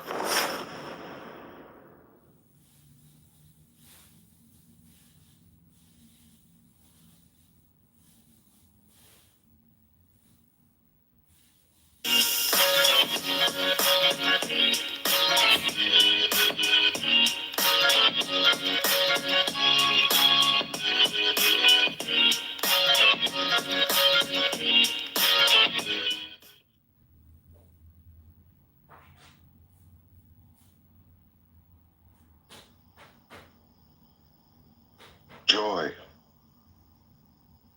Live in joy, in love, even among those who hate. Live in joy, in health, even among the afflicted. Live in joy, in peace, even among the troubled. Live in joy without possessions, like the shining ones. The winner sows hatred because the loser suffers. Let go of winning and losing and find joy. There is no fire like passion, no crime like hatred, no sorrow like separation, no sickness like hunger, and no joy like the joy of freedom. Health, contentment, and trust are your greatest possessions, and freedom your greatest joy. Look within. Be still. Free from fear and attachment. Know the sweet joy of the way. How joyful to look upon the awakened and to keep company with the wise. How long the road to the man who travels with a fool, but whoever follows those who follow the way discovers his family and is filled with joy. Follow then the shining ones, the wise, the awakened, the loving, for they know how to work and forbear. Follow them as the moon follows the path of the stars.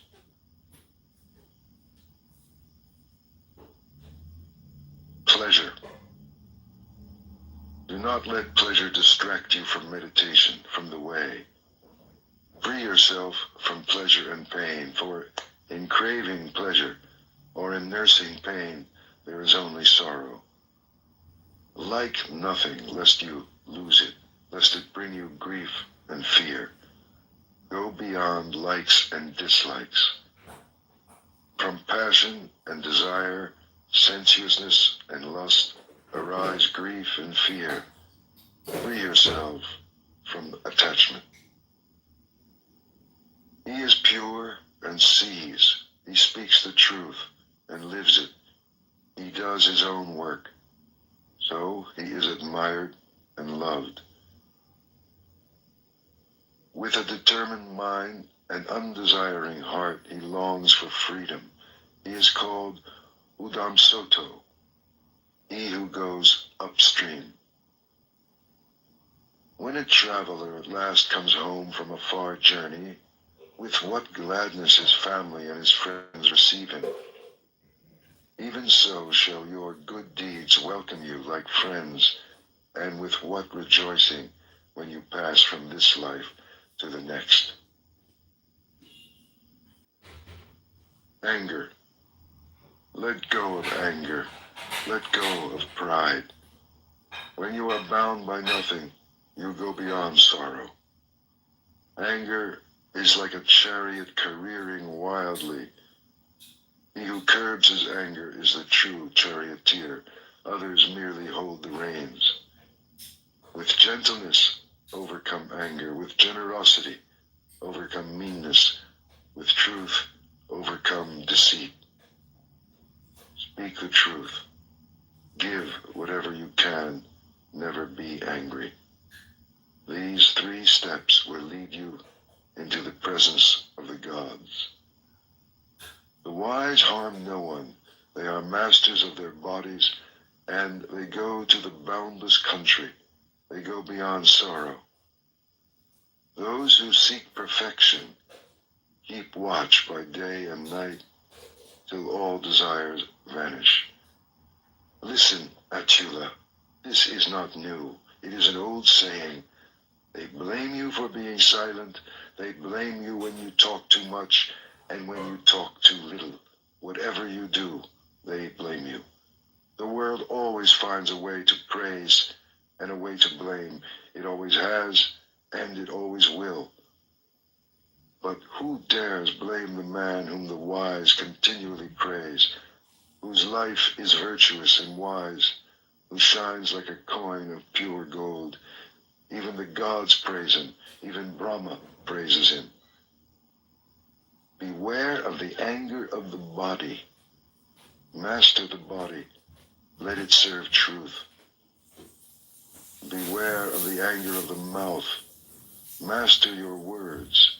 Let them serve truth. Beware of the anger of the mind. Master your thoughts. Let them serve truth. The wise have mastered body, word, and mind. They are the true masters. Impurity. You are as the yellow leaf. The messengers of death are at hand. You are to travel far away. What will you take with you? You are the lamp to lighten the way. Then hurry, hurry. When your life light shines without impurity or desire, you will come into the boundless country. Your life is falling away.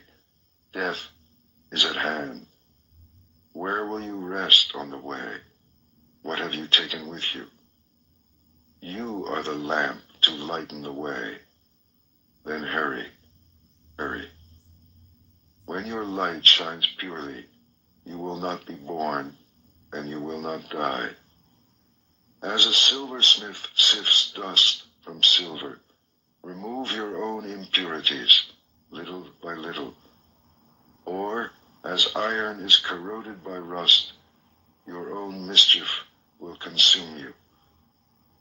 Neglected, the sacred verses rust, for beauty rusts without use, and, unrepaired, the house falls into ruin, and the watch without vigilance fails.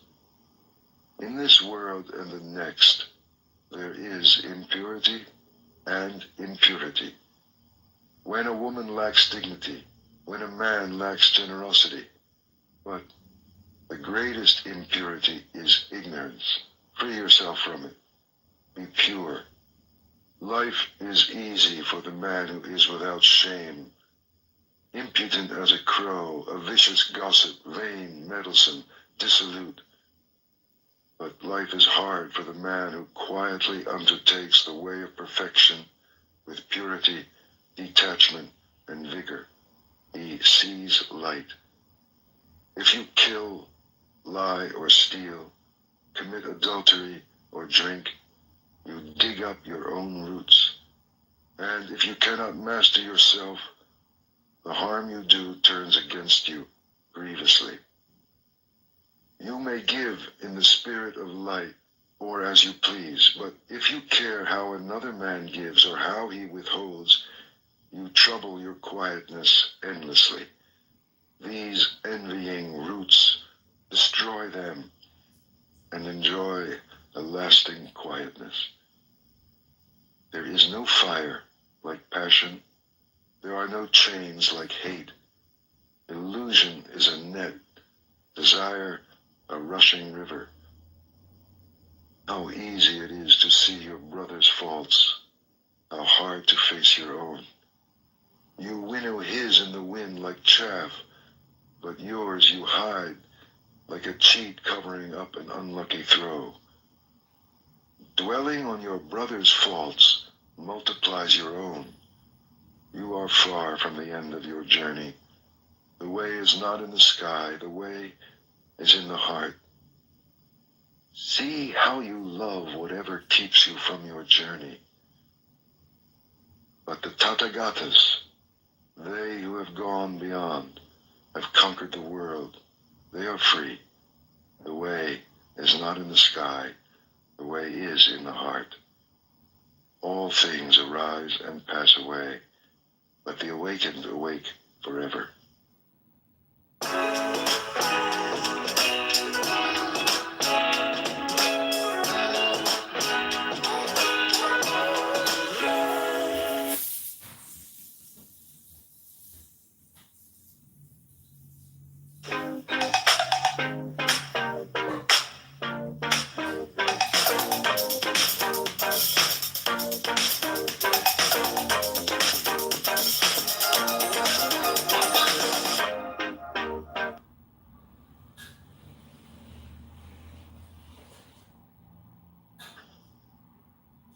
The just.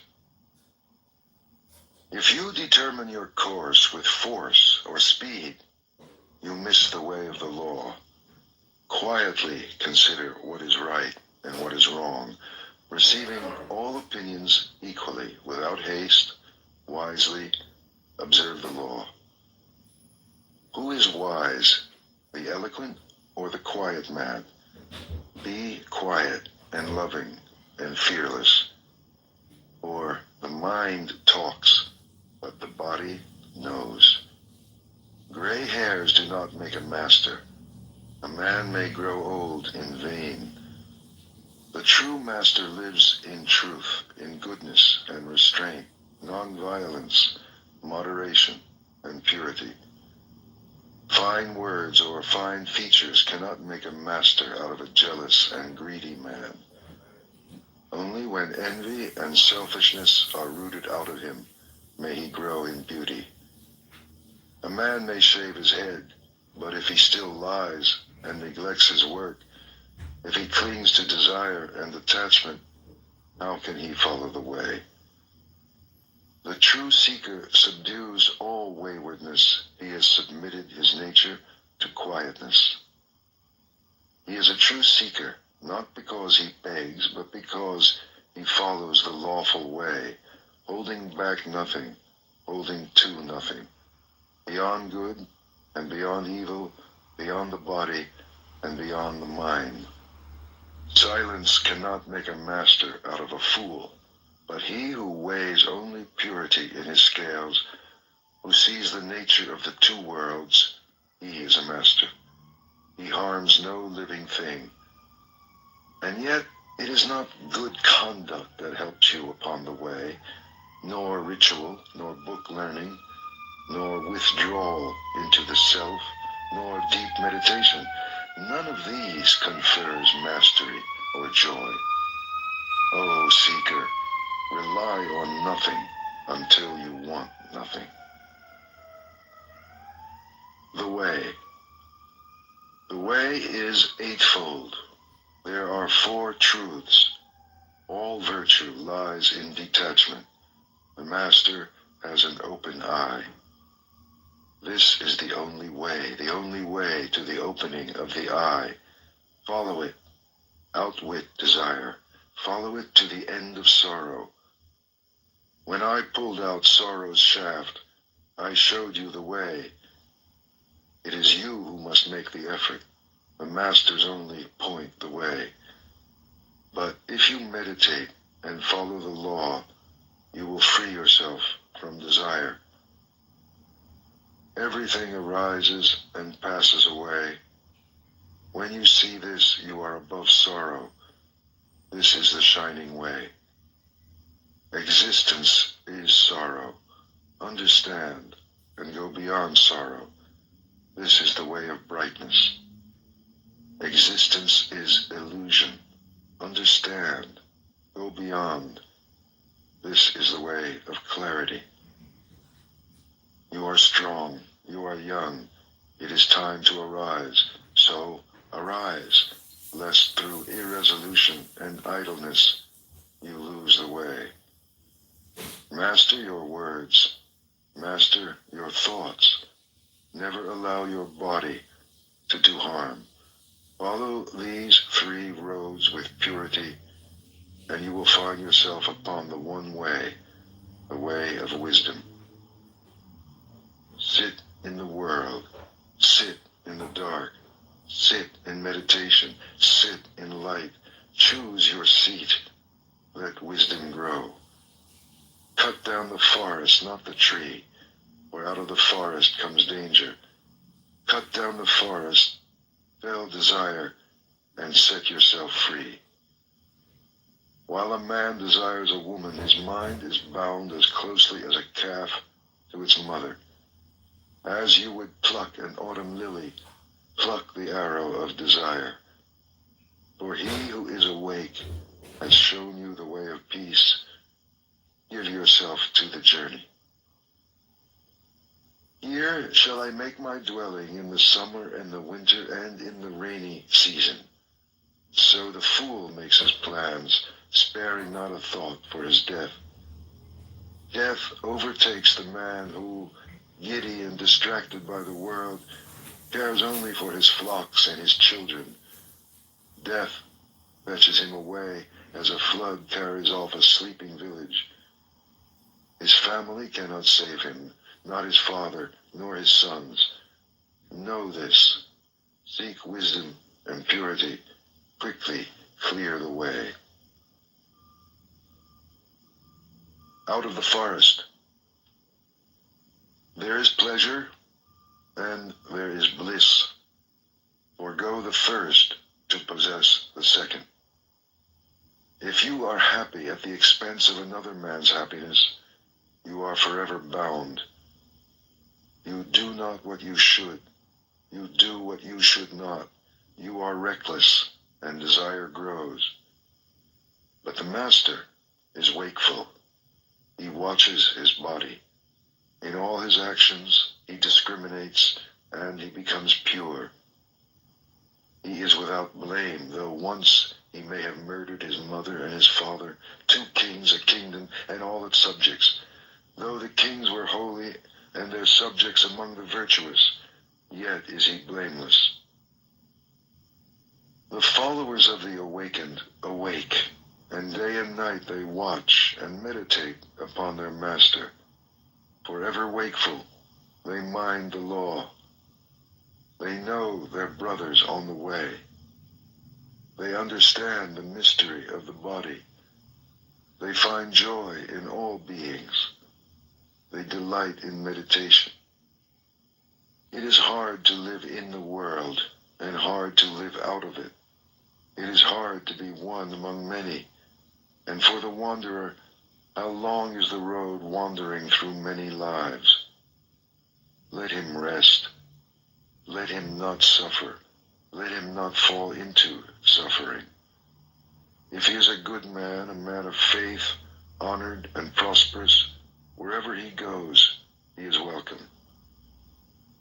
Like the Himalayas, good men shine from afar, but bad men move unseen like arrows in the night. Sit, rest, work, alone with yourself, never weary. On the edge of the forest, live joyfully, without desire. The dark. One man denies the truth, another denies his own actions. Both go into the dark, and in the next world suffer, where they offend truth.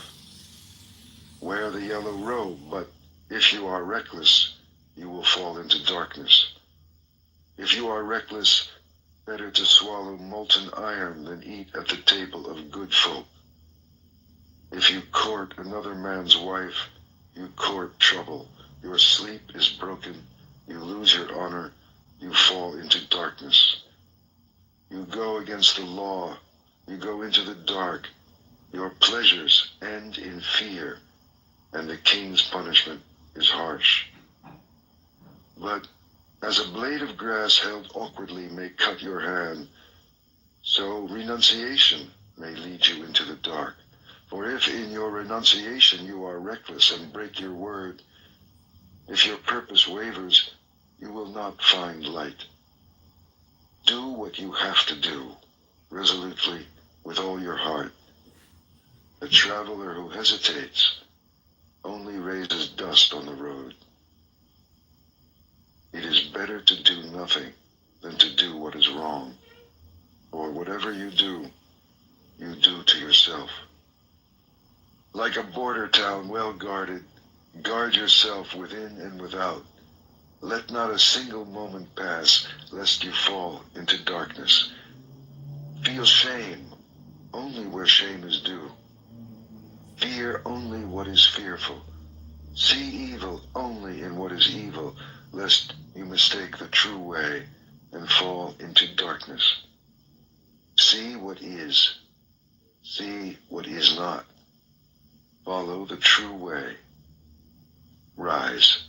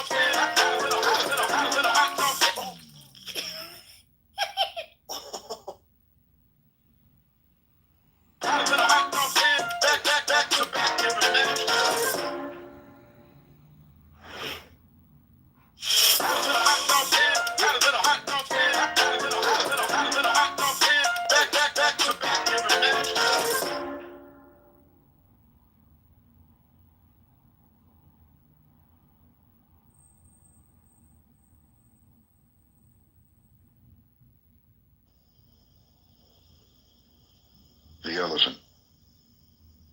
I shall endure hard words as the elephant endures the shafts of battle. For many people speak wildly. The tamed elephant goes to battle. The king rides him. The tamed man is the master. He can endure hard words in peace. Better than a mule or the fine horses of Sind or the mighty elephants of war is the man who has mastered himself. Not on their backs can he reach the untrodden country, but only on his own.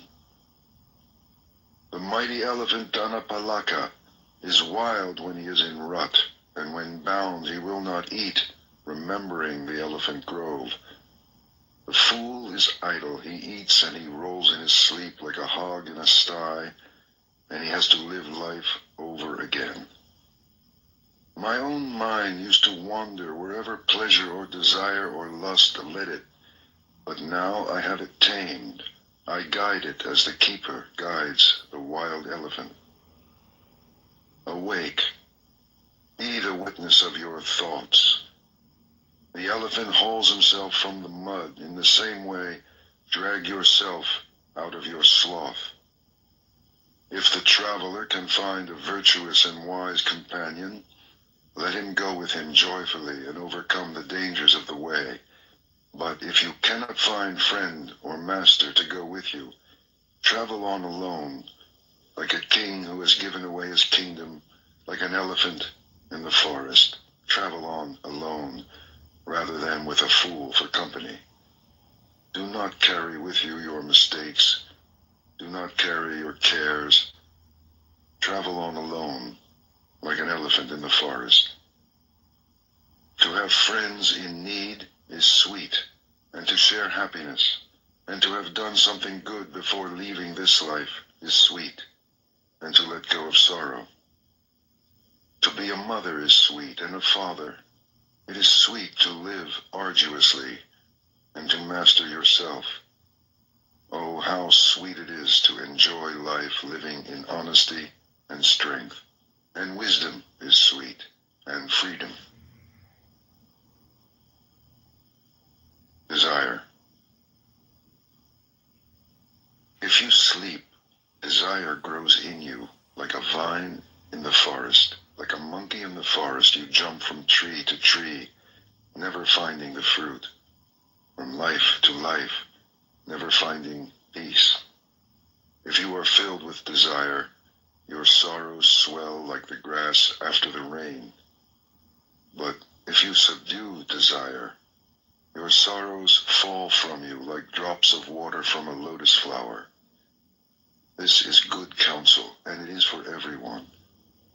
As the grass is cleared for the fresh root, cut down desire, lest death after death crush you, as a river crushes the helpless reeds.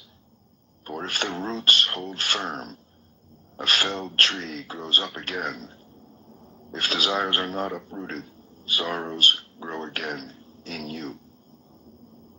36 streams are rushing toward you, desire and pleasure and lust. Play in your imagination with them and they will sweep you away. Powerful streams, they flow everywhere. Strong vine, if you see it spring up, take care. Pull it out by the roots. Pleasures flow everywhere. You float upon them and are carried from life to life. Like a hunted hare you run, the pursuer of desire pursued, harried from life to life. O seeker, give up desire. Shake off your chains. You have come out of the hollow into the clearing. The clearing is empty. Why do you rush back into the hollow? Desire is a hollow, and people say, look, he was free, but now he gives up his freedom. It is not iron that imprisons you, nor rope, nor wood, but the pleasure you take in gold and jewels and sons and wives. Soft fetters, yet they hold you down. Can you snap them? There are those who can, who surrender the world, forsake desire, and follow the way. O slave of desire, float upon the stream. Little spider, stick to your web, or else abandon your sorrows for the way. Abandon yesterday, and tomorrow, and today. Cross over to the farther shore, beyond life and death. Do your thoughts trouble you? Does passion disturb you? Beware of thirstiness, lest your wishes become desires, and desire binds you. Quieten your mind. Reflect. Watch. Nothing binds you. You are free. You are strong. You have come to the end, free from passion and desire. You have stripped the thorns from the stem. This is your last body. You are wise. You are free from desire, and you understand words and the stitching together of words, and you want nothing. Victory is mine. Knowledge is mine, and all purity, all surrender. I want nothing. I am free. I found my way. Whom shall I call teacher? The gift of truth is beyond giving, the taste beyond sweetness, the joy beyond joy. The end of desire is the end of sorrow. The fool is his own enemy. Seeking wealth, he destroys himself. Seek rather the other shore. Weeds choke the field. Passion poisons the nature of man, and hatred, illusion, and desire. Honor the man who is without passion, hatred, illusion, and desire. What you give to him will be given back to you, and more. The Seeker. Master your senses, what you taste and smell, what you see, what you hear. In all things, be a master of what you do and say and think. Be free. You are a seeker. Delight in the mastery of your hands and your feet, of your words and your thoughts. Delight in meditation and in solitude. Compose yourself. Be happy. You are a seeker. Hold your tongue. Do not exalt yourself, but lighten the way, for your words are sweet. Follow the truth of the way. Reflect upon it. Make it your own. Live it. It will always sustain you. Do not turn away what is given you, nor reach out for what is given to others, lest you disturb your quietness. Give thanks for what has been given you, however little. Be pure. Never falter. You have no name and no form. Why miss what you do not have? The seeker is not sorry. Love and joyfully follow the way, the quiet way to the happy country. Seeker, empty the boat, lighten the load, passion and desire and hatred, and sail swiftly. There are 5 at the door to turn away, and 5 more, and there are 5 to welcome in. And when 5 have been left stranded on the shore, the seeker is called O Gati Nati, he who has crossed over. Seeker, do not be reckless. Meditate constantly, or you will swallow fire and cry out, no more. If you are not wise, how can you steady the mind? If you cannot quieten yourself, what will you ever learn? How will you become free? With a quiet mind, come into that empty house, your heart, and feel the joy of the way beyond the world. Look within, the rising and the falling. What happiness! How sweet to be free! It is the beginning of life, of mastery and patience, of good friends along the way, of a pure and active life. So, Live in love. Do your work. Make an end of your sorrows.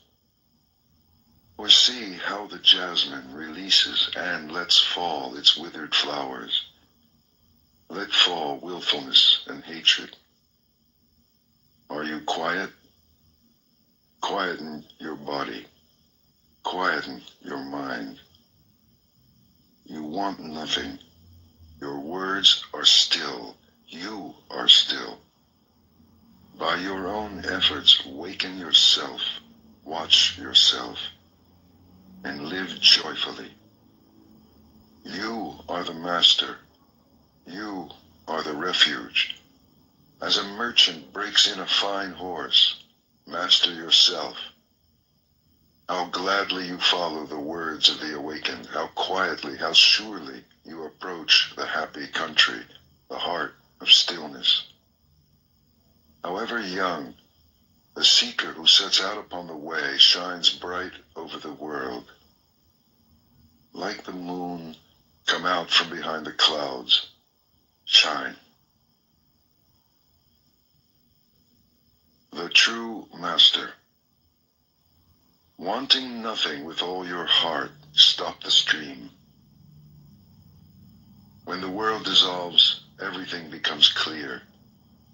Go beyond this way or that way to the farther shore, where the world dissolves and everything becomes clear. Beyond this shore and the farther shore, beyond the beyond, where there is no beginning, no end, without fear, go. Meditate. Live purely. Be quiet.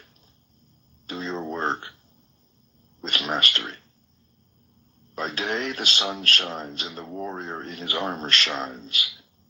By night the moon shines and the master shines in meditation. But day and night the man who is awake shines in the radiance of the spirit. A master gives up mischief. He is serene. He leaves everything behind him. He does not take offense and he does not give it. He never returns evil for evil. Alas for the man who raises his hand against another, and even more for him who returns the blow. Resist the pleasures of life and the desire to hurt till sorrows vanish. Never offend by what you think or say or do. Honor the man who is awake and shows you the way. Honor the fire of his sacrifice.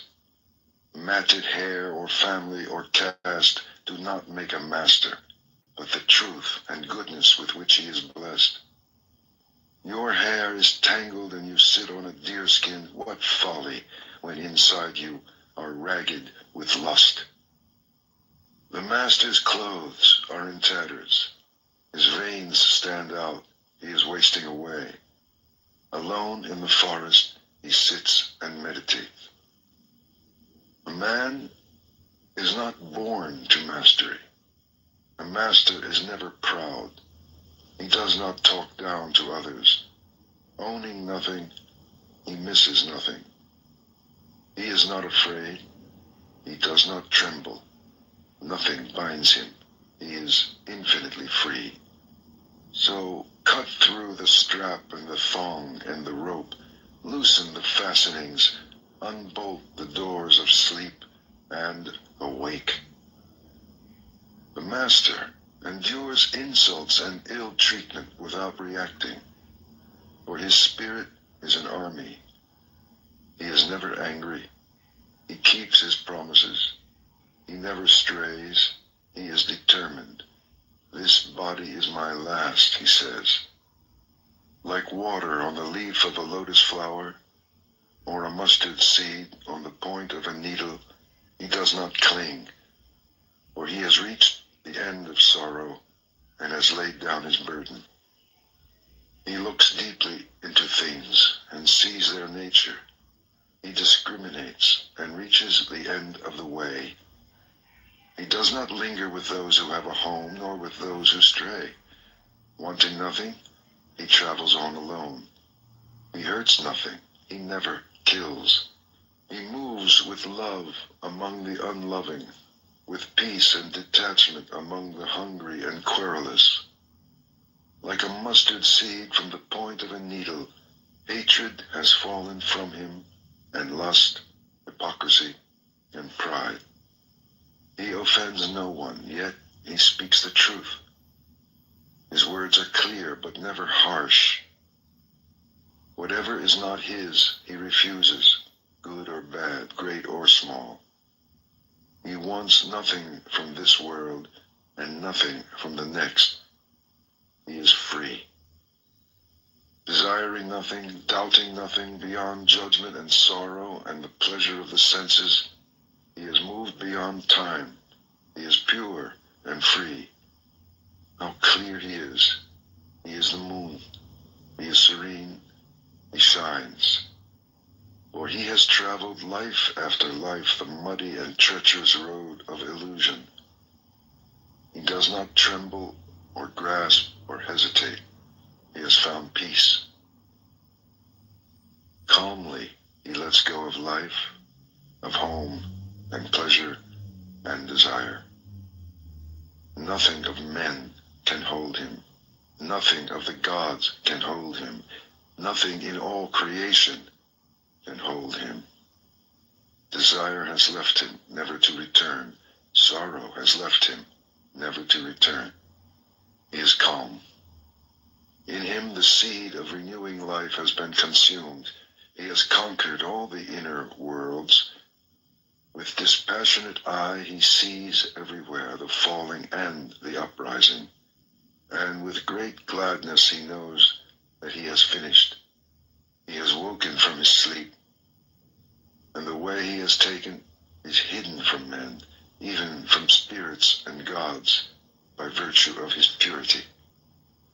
In him there is no yesterday, no tomorrow, no today.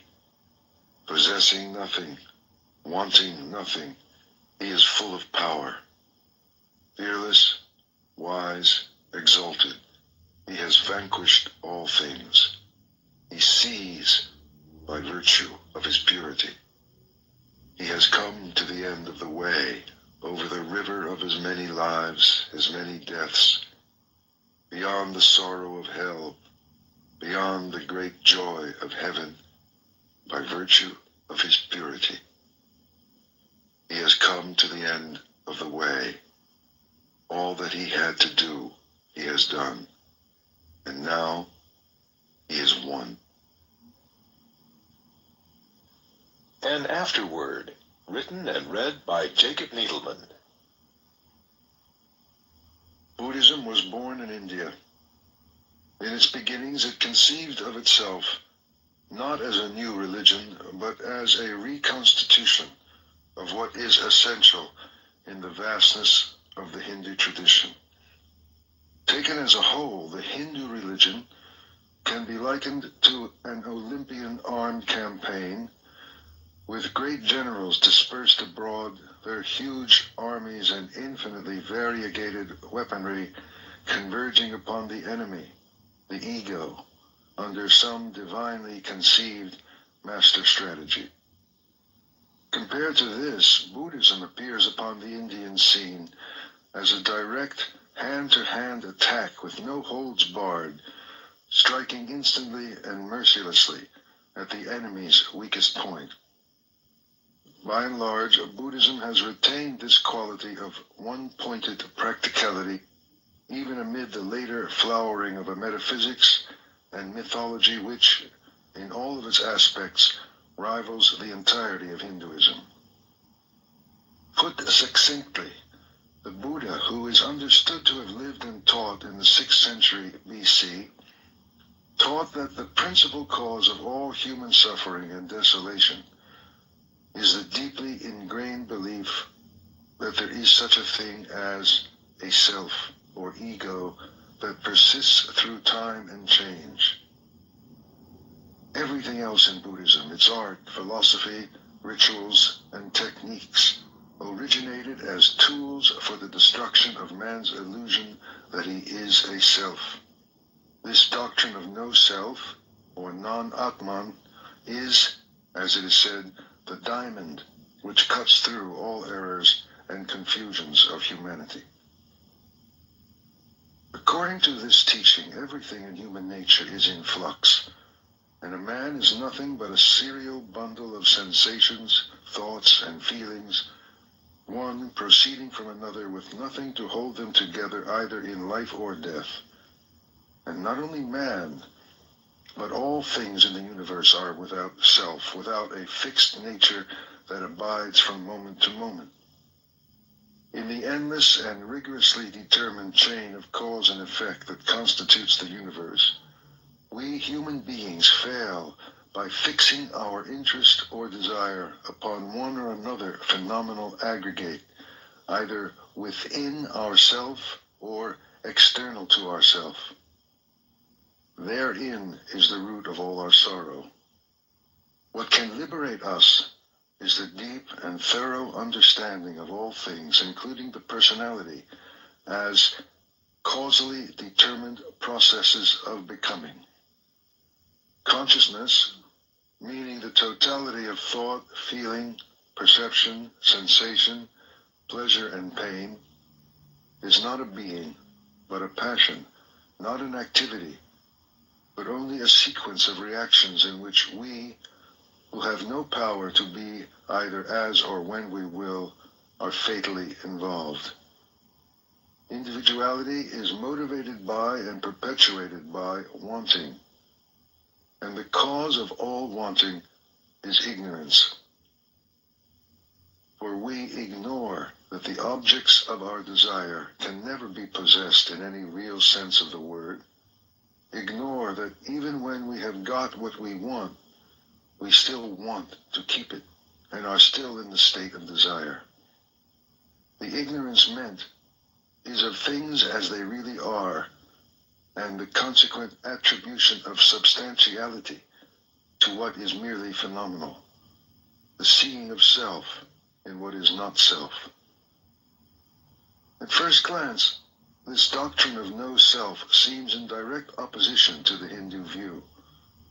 But if there is any general view with which the Buddhist doctrine conflicts, it is surely our own Western worldview, as embodied not only in the popular understanding of Judeo-Christian doctrine, but in the goals our whole civilization has set for itself.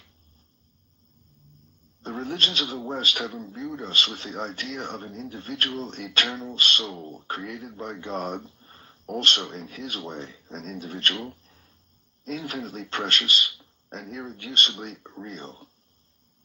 As our modern society drew away from religious doctrine, it substituted for the soul the idea of individual personality, not immortal perhaps, but for that very reason all the more our own and precious.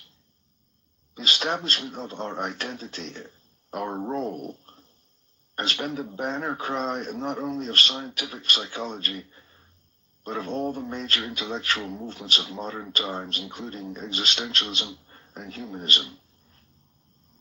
We measure a person's strength by what we take to be the distinctness and vividness of his individuality, and we all seek to make our mark, either as artists, scientists, or business people. To the Buddhist, all this striving is the pursuit of a phantom. The identity we seek to establish is nothing more than a thought, a picture in the mind of what we are or can be. It is in no wise based on fact. Our sense of persistence and sameness through change is a trick played upon us by the automatic functions of memory and buttressed by the fact that we are given a name and treated by others as though we were a self. Indeed, our whole society is but a vast collection of sleepwalkers, each addressing the other and conceiving of himself within his own dream of selfhood. All our ideas of morality and obligation, blame and praise are based on this dream and serve only to strengthen the illusion of its reality. Putting the Buddhist doctrine of no self in the above way is congruence with might say that for the Hindu or Brahmanic religion, human ignorance is the ignorance of who we are, of our ultimate divinity, where for Buddhism, it is ignorance of what we are not. We are not this ego. It is in fact the cardinal trait of Buddhism that its teachings are in negative terms. Break down the illusion, the error, and the truth will appear by itself, for it is always there. It is only obscured and hidden by our ignorant beliefs about ourselves and the desires attached thereto. Of all the great religious teachers of the world, none has incarnated and lived the idea that ultimate reality is beyond the grasp of the ordinary mind with more purity and concentration than the Buddha. This in part explains why the Buddha's discourses say nothing about the existence of a supreme being, for example, or about immortality. Such questions tend not to edification, since they are put by the deluded mind, which is quite content to speculate endlessly about these matters while clinging to the very beliefs which perpetuate its suffering. Its strategy of negation has misled many Westerners into thinking Buddhism is pessimistic and anti-life. Some have even thought of nirvana, the ultimate goal of Buddhist discipline, as a sort of spiritual suicide. Nothing could be further from the truth, and in fact there is no religion which has a higher estimation of human possibility. It is only that it is not spoken of directly and positively.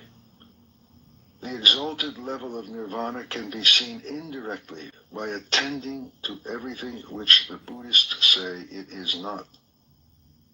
It is not love, consciousness, peace, freedom, happiness, or immortality in any sense that we understand. We are given no words for it because we have no experience of it. And in the absence of a corresponding experience, names merely purchase further illusions. The Gospels, we may recall, also speak of the peace that passeth understanding. We come to the conclusion that just as the great mystics and saints of our own traditions could describe the supreme reality only by negation and analogy, so the Buddhist tells us of nirvana. Since, however, nirvana also designates the whole of reality, then we see why Buddhism also refuses to admit that our ordinary thinking and language can accurately be applied to anything that is real. Thus, reality is also named the void, or emptiness. A final note, especially important when we come to inquire if a genuine Buddhist way can take root on our own soil. Buddhist moral rules are never ends in themselves.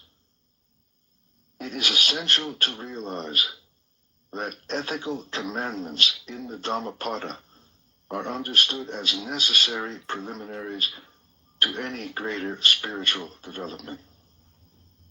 What is especially valuable about the Dhammapada is that it shows us there is no real separation between true human morality and the process of inner development. The admonitions and insights in this great text resonate on all levels of our search for our authentic humanity. At one stroke, they bring inspiration to our halting everyday efforts to care for our neighbor and guidance in our efforts to look into ourselves for the radiant energy that is traditionally termed the Buddha nature. The Dhammapada presents itself as the actual sayings of Gautama Buddha and was originally compiled for the growing community of Buddhist monks. It was apparently in existence by the time of the Emperor Ashoka in 250 BC and quickly became popular with all schools of Buddhist thought and practice. It is now, no doubt, time for it to speak more universally to the whole of our morally and spiritually hungry modern world.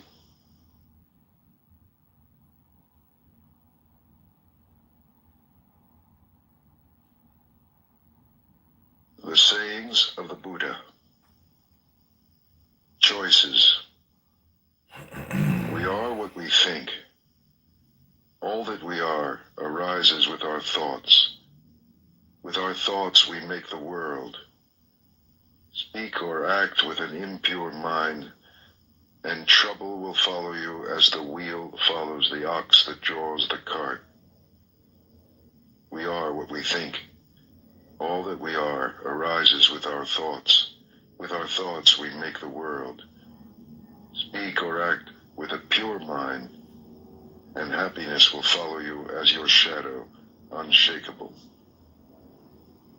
Look how he abused me and beat me, how he threw me down and robbed me.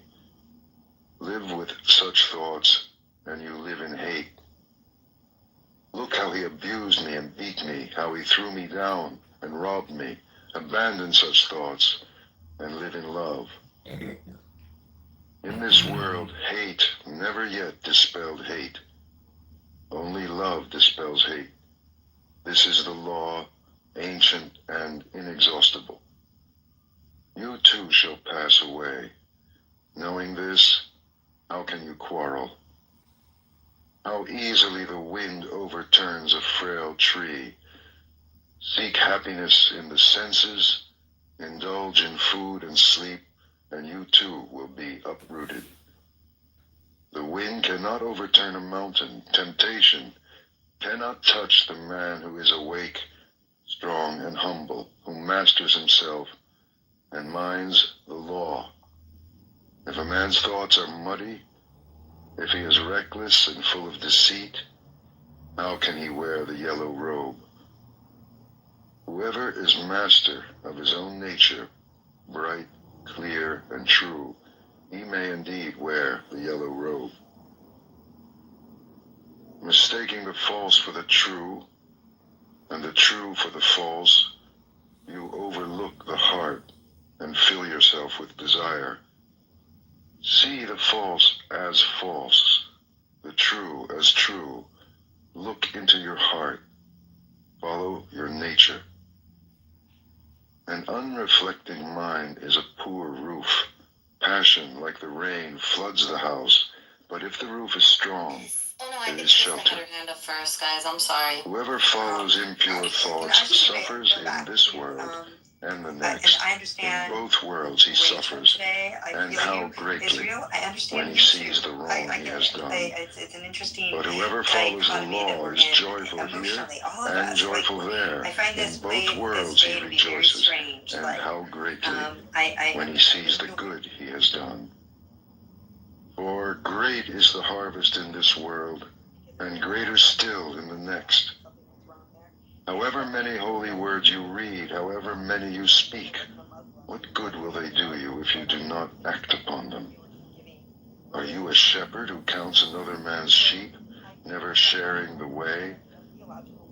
Read as few words as you like, and speak fewer, but act upon the law. Give up the old ways, passion, enmity, folly. Know the truth, and find peace. Share the way. Wakefulness. Wakefulness is the way to life. The fool sleeps as if he were already dead, but the master is awake, and he lives forever. He watches. He is clear. How happy he is, for he sees that wakefulness is life. How happy he is, following the path of the awakened. With great perseverance he meditates, seeking freedom and happiness. So awake, reflect, watch, work with care and attention. Live in the way, and the light will grow in you. By watching and working, the master makes for himself an island which the flood cannot overwhelm. The fool is careless, but the master guards his watching. It is his most precious treasure. He never gives in to desire. He meditates. And in the strength of his resolve, he discovers true happiness. He overcomes desire, and from the tower of wisdom, he looks down with dispassion upon the sorrowing crowd. From the mountaintop, he looks down on those who live close to the ground. Mindful among the mindless, awake while others dream, swift as the racehorse, he outstrips the field. By watching, Indra became king of the gods. How wonderful it is to watch, how foolish to sleep. The beggar who guards his mind and fears the waywardness of his thoughts burns through every bond with the fire of his vigilance. The beggar who guards his mind and fears his own confusion cannot fall. He has found the way to peace. Mind. As the fletcher whittles and makes straight his arrows, so the master directs his straying thoughts. Like a fish out of water, stranded on the shore, thoughts thrash and quiver, for how can they shake off desire? They tremble, they are unsteady, they wander at their will. It is good to control them, and to master them brings happiness. But how subtle they are, how elusive. The task is to quieten them, and by ruling them to find happiness. With single-mindedness, the master quells his thoughts. He ends their wandering. Seated in the cave of the heart, he finds freedom. How can a troubled mind understand the way? If a man is disturbed, he will never be filled with knowledge. An untroubled mind, no longer seeking to consider what is right and what is wrong, a mind beyond judgments, watches and understands. Know that the body is a fragile jar, and make a castle of your mind. In every trial, let understanding fight for you to defend what you have won. For soon the body is discarded. Then what does it feel? A useless log of wood. It lies on the ground. Then what does it know? Your worst enemy cannot harm you as much as your own thoughts unguarded. But once mastered, no one can help you as much, not even your father or your mother. Flowers. Who shall conquer this world and the world of death with all its gods? Who shall discover the shining way of the law? You shall, even as the man who seeks flowers finds the most beautiful, the rarest. Understand that the body is merely the foam of a wave, the shadow of a shadow. Snap the flower arrows of desire, and then, unseen, escape the king of death, and travel on. Death overtakes the man who gathers flowers, when with distracted mind and thirsty senses, he searches vainly for happiness in the pleasures of the world. Death fetches him away as a flood carries off a sleeping village. Death overcomes him when, with distracted mind and thirsty senses, he gathers flowers. He will never have his fill of the pleasures of the world. The bee gathers nectar from the flower without marring its beauty or perfume. So let the master settle and wander. Look to your own faults, what you have done or left undone. Overlook the faults of others. Like a lovely flower, bright but scentless, are the fine but empty words of the man who does not mean what he says. Like a lovely flower, bright and fragrant, are the fine and truthful words of the man who means what he says. Like garlands woven from a heap of flowers, fashioned from your life as many good deeds. The perfume of sandalwood, rosebay, or jasmine cannot travel against the wind, but the fragrance of virtue travels even against the wind as far as the ends of the world. How much finer is the fragrance of virtue than of sandalwood, rosebay, of the blue lotus, or jasmine? The fragrance of sandalwood and rosebay does not travel far, but the fragrance of virtue rises to the heavens. Desire never crosses the path of virtuous and wakeful men. Their brightness sets them free. How sweetly the lotus grows in the litter of the wayside. Its pure fragrance delights the heart. Follow the awakened, and from among the blind, the light of your wisdom will shine out purely. The Fool. How long the night to the watchman? How long the road to the weary traveler? How long the wandering of many lives to the fool who misses the way? If the traveler cannot find master or friend to go with him, let him travel on alone rather than with a fool for company. My children, my wealth, so the fool troubles himself. But how has he children or wealth? He is not even his own master. The fool, who knows he is a fool, is that much wiser. The fool who thinks he is wise is a fool indeed. Does the spoon taste the soup? A fool may live all his life in the company of a master and still miss the way. The tongue tastes the soup. If you are awake in the presence of a master, one moment will show you the way. The fool is his own enemy. The mischief he does is his undoing. How bitterly he suffers. Why do what you will regret? Why bring tears upon yourself? Do only what you do not regret, and fill yourself with joy. For a while, the fool's mischief tastes sweet, sweet as honey. But in the end it turns bitter, and how bitterly he suffers. For months the fool may fast, eating from the tip of a grass blade. Still, he is not worth a penny beside the master whose food is the way. Fresh milk takes time to sour, so a fool's mischief takes time to catch up with him. Like the embers of a fire, it smolders within him. Whatever a fool learns, it only makes him duller. Knowledge cleaves his head, but then he wants recognition, a place before other people, a place over other people.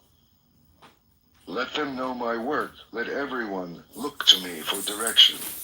Such are his desires. Such is his swelling pride. One way leads to wealth and fame, the other to the end of the way. Look not for recognition, but follow the awakened and set yourself free. The Wise Man. The wise man tells you where you have fallen, and where you yet may fall, invaluable secrets. Follow him, follow the way. Let him chasten and teach you and keep you from mischief. The world may hate him, but good men love him. Do not look for bad company, or live with men who do not care. Find friends who love the truth. Drink deeply, live in serenity and joy. The wise man delights in the truth and follows the law of the awakened. The farmer channels water to his land, the fletcher whittles his arrows, and the carpenter turns his wood. So the wise man directs his mind. The wind cannot shake a mountain. Neither praise nor blame moves the wise man. He is clarity. Hearing the truth, he is like a lake, pure and tranquil and deep. Want nothing. Where there is desire, say nothing. Happiness or sorrow, whatever befalls you, walk on, untouched, unattached. Do not ask for family or power or wealth, either for yourself or for another. Can a wise man wish to rise unjustly? Few cross over the river. Most are stranded on this side. On the river bank, they run up and down. But the wise man, following the way, crosses over beyond the reach of death. He leaves the dark way for the way of light. He leaves his home, seeking happiness on the hard road. Free from desire. Hey, Mike. This is a message from Mike. We're at 1,160 signatures. We're definitely going to be on the ballot March 17th. Congratulations, man. You have 1,100 signatures, huh? Yeah. That's really awesome. It doesn't Sounds make... like an exercise of freedom. Well done. Well, they could still challenge... They could challenge all of them and maybe knock us below the threshold. So I'm going to... What's the threshold? It's 700. Yeah, but that's a good chunk. You got a good number going. Yeah, I think by like mid-October we should be at probably like 1,800, close to 2,000. But If you make it on, that's kind of a win. Like that's kind of the main goal is to make it on, right? Like I don't think that you really think you're going to win, but Right. it has to start somewhere, and that's a huge accomplishment. yeah, the other Republican running, he has like no Instagram posts at all. He's been in the news, and there's like multiple Democrats running. There's another veteran who's running who's a Democrat. There's like a lot of people now. So, anyways, yeah, just getting on that ballot is what solidifies my reputation as someone who has, you know, a Google response of politician.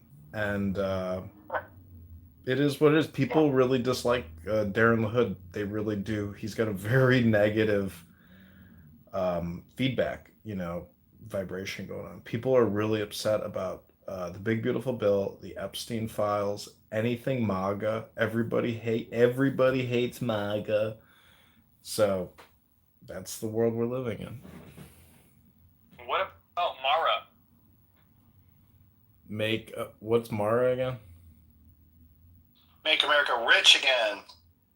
Oh, well, if you want to make us rich, you know what that means? Either the government borrows and gives us the money, or the government stops borrowing and giving it to Fortune 500. That could make us rich. Or a third option, we make our own money and we say, fuck them. Let them play whatever game they want and we play our game, and our game is so much better. We can make ourselves rich without any intervention needed. I was thinking that Congress and the Treasury should pass what's called the United States Federal Treasury Act, where we create a competitor to the Federal Reserve. And it's fully owned by the Treasury and the United States. It acts outside of the 1913 Federal Reserve Charter.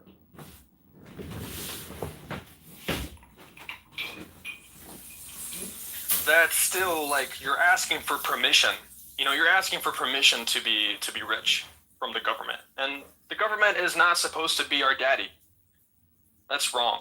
We have to face the reality that the American dream, as it was originally popularized, has changed form. It has taken a new form.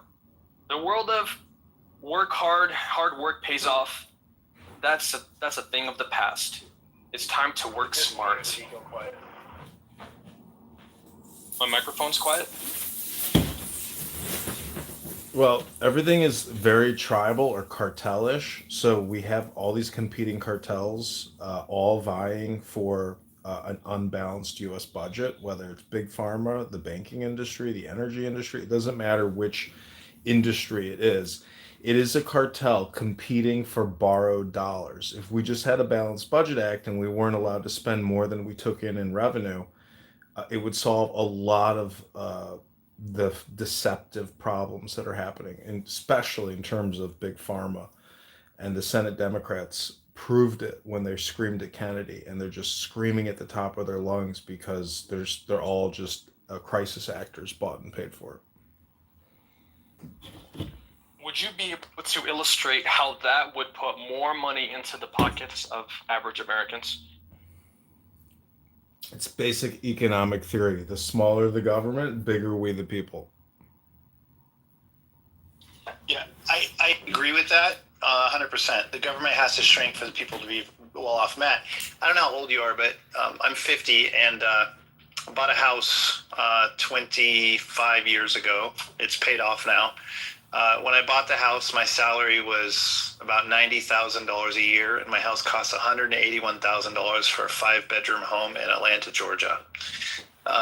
My salary today is $80,000 a year, and my house is worth $600,000. So the salary, the house 25 years ago was 2 times my annual salary. The house today is 6 times my annual salary, 7 times my annual salary. If you expect people to become wealthy, then I would assume that you believe that people should or are going to somehow have a better chance at the quote-unquote American dream, right? Owning a home, having 2 cars, 2 kids, and a dog, and being able to afford it all on ideally 1 salary, but potentially 2, but certainly not needing 3. That's not the direction we're going. And so I would ask you what you think is going to be the catalyst for a course correction. These numbers you're referencing, they don't translate so flatly. 25 years ago, it was a different economic environment. The population was smaller. There was a lot of different things happening. We didn't have the internet like we have today. The old American dream, it has to evolve. Owning a home doesn't necessarily have to be the American dream anymore. Maybe there's a better way to do it. For example, what is the difference between owning a home versus being able to afford to live anywhere? If you can generate income with ease, right? If you don't have to toil away 40 hours a week to pay off a mortgage for 30 years, if instead, Matt, you're like basically rewriting the most basic thing, which is having a permanent residence. Most people actually enjoy being in one place for an extended period of time. This nomad lifestyle is very stressful. A lot of unknowns, and most Americans just want to be in their home with very minimal property taxes, minimal energy costs, and minimum, repair and maintenance. So, you can present it that way if you want, but as Mike is saying, the reason why houses have gone up is because of inflation, because the money supply is in the hundreds of trillions at this point. It's just they've printed up 37 trillion we didn't take in revenue, plus 5 trillion a year that we did take in revenue. So we have created an incredible amount of money. The core issue of that is not exactly that they're printing absurd amounts of money. It's when we bring that back down to a local level, the people are not getting any access to all this money that's circulating. Exactly. When we look at why that is and how to remedy that, you guys are looking at the government and changing the government. But I'm not saying that there's anything wrong with that or that's not a solution. I am simply trying to open another door, that door being, how can we have the Americans increase their income in a way that doesn't necessitate them to rewrite the whole freaking thing? Well, Matt, I would ask you how you think that's going to happen. when our income has gone down, has remained the same for 20 years. Like, salaries are not increasing, but the companies are now worth trillions of dollars, and the salaries haven't changed, or they've even decreased. Right. What do you think is going to motivate these companies to share their wealth? What's going to motivate billionaires and trillionaires? We can't force these people to give us their money. What we can do instead is we can just make our own money. How are these companies created? We live in an ecosystem now where money can be generated in so many different ways. Yes, so many Americans are insisting on generating money the old school way of trading your time for money. But that is old. That is... Well, the U.S. government could create a new currency, and that could create whole new industries based off of a new currency. That would be possible. Creative, really, unique solutions which are global in scale could be the way. And a lot of people poo-poo crypto, etc. But the truth is, our dollar isn't even a secure instrument because there's $1 trillion a year in counterfeit coming in. So having a secure currency and multiple secure currencies could spur entire new economies. I love that idea, John, because, Matt, I guess what I'm not sold on is the idea that it can be done with money, with dollars.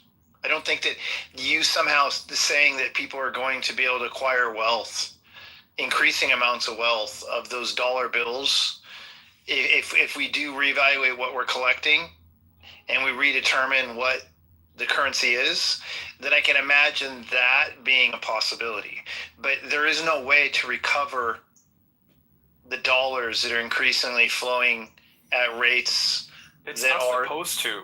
The dollar is an inflationary instrument, which means that its value will always perpetually go down. It'll never have the same purchasing power that it had 25 years ago. And it's not supposed to, because the point of the dollar is to be spent. You're supposed to turn your dollar into assets.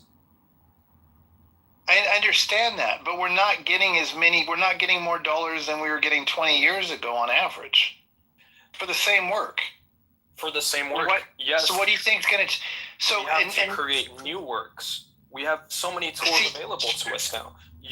If you used your money to make money, that would make so much more than using your own time. What you're talking about, though, is almost happening in reverse. People are going to be losing their jobs in huge numbers in the near future. There are jobs disappearing right now. My job of 30 years is gone. It's disappearing. The idea that they're going to be replaced by other things is bullshit. Those things will not. They won't be replaced by other things that are equal at all. They'll be replaced by other things that are not as enjoyable to do. They don't earn as much money to do as they used to.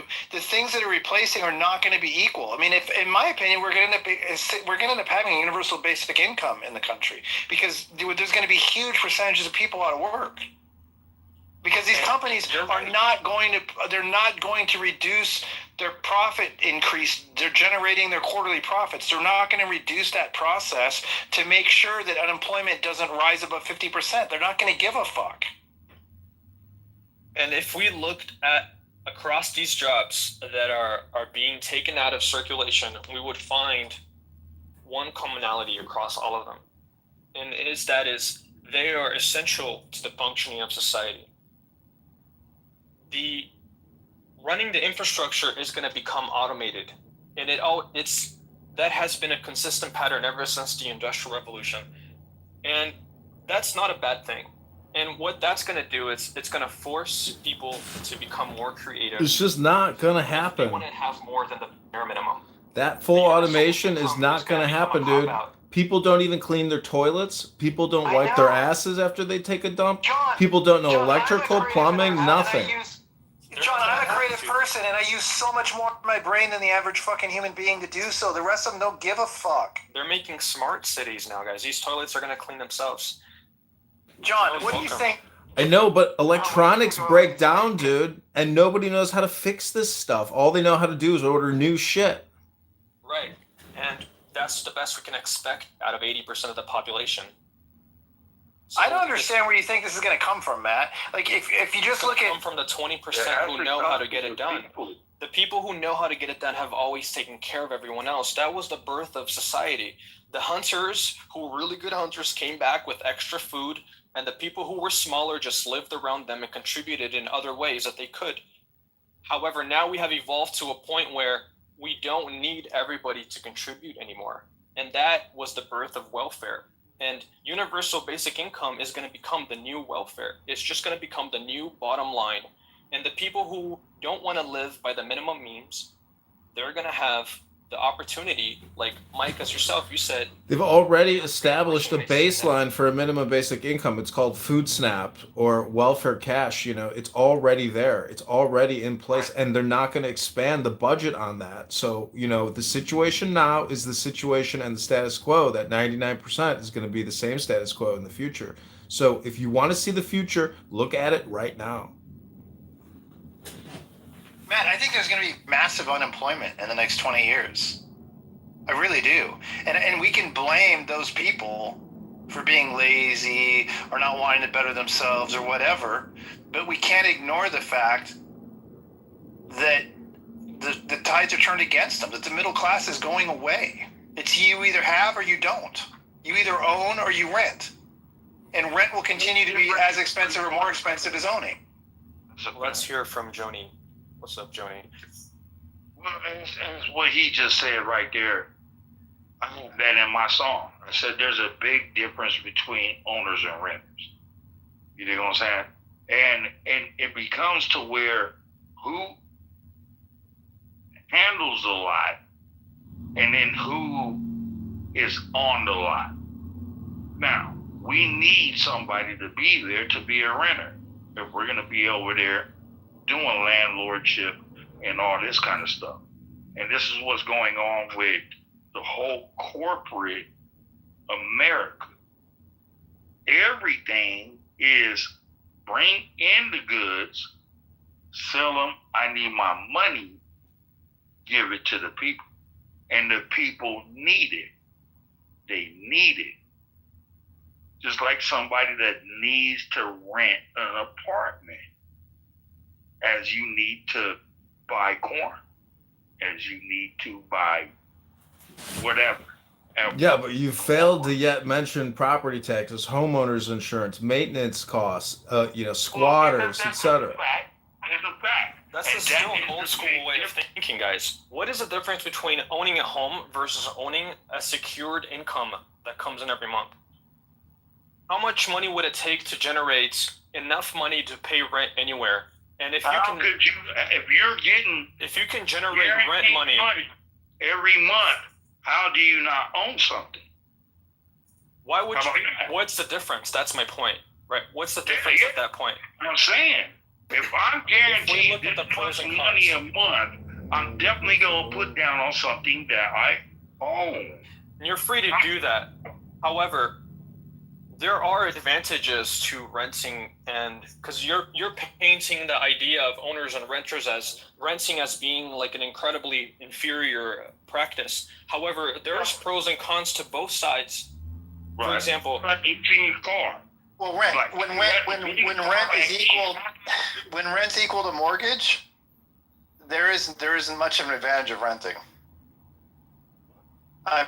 It depends on right now. Rent is very expensive. Exactly. You're gonna that do is relative. $2,000 a month rent on a fucking 2-bedroom apartment, right? But instead, you could have had this land and spent $1,500, $1,600 on the mortgage. And you own it. You don't see the benefit in that? Well, Joni, I think that's a given. But what John was talking about is actually a huge deal, which is that once you own the house, the property taxes keep going up, assuming that you're getting older and potentially heading toward a fixed income.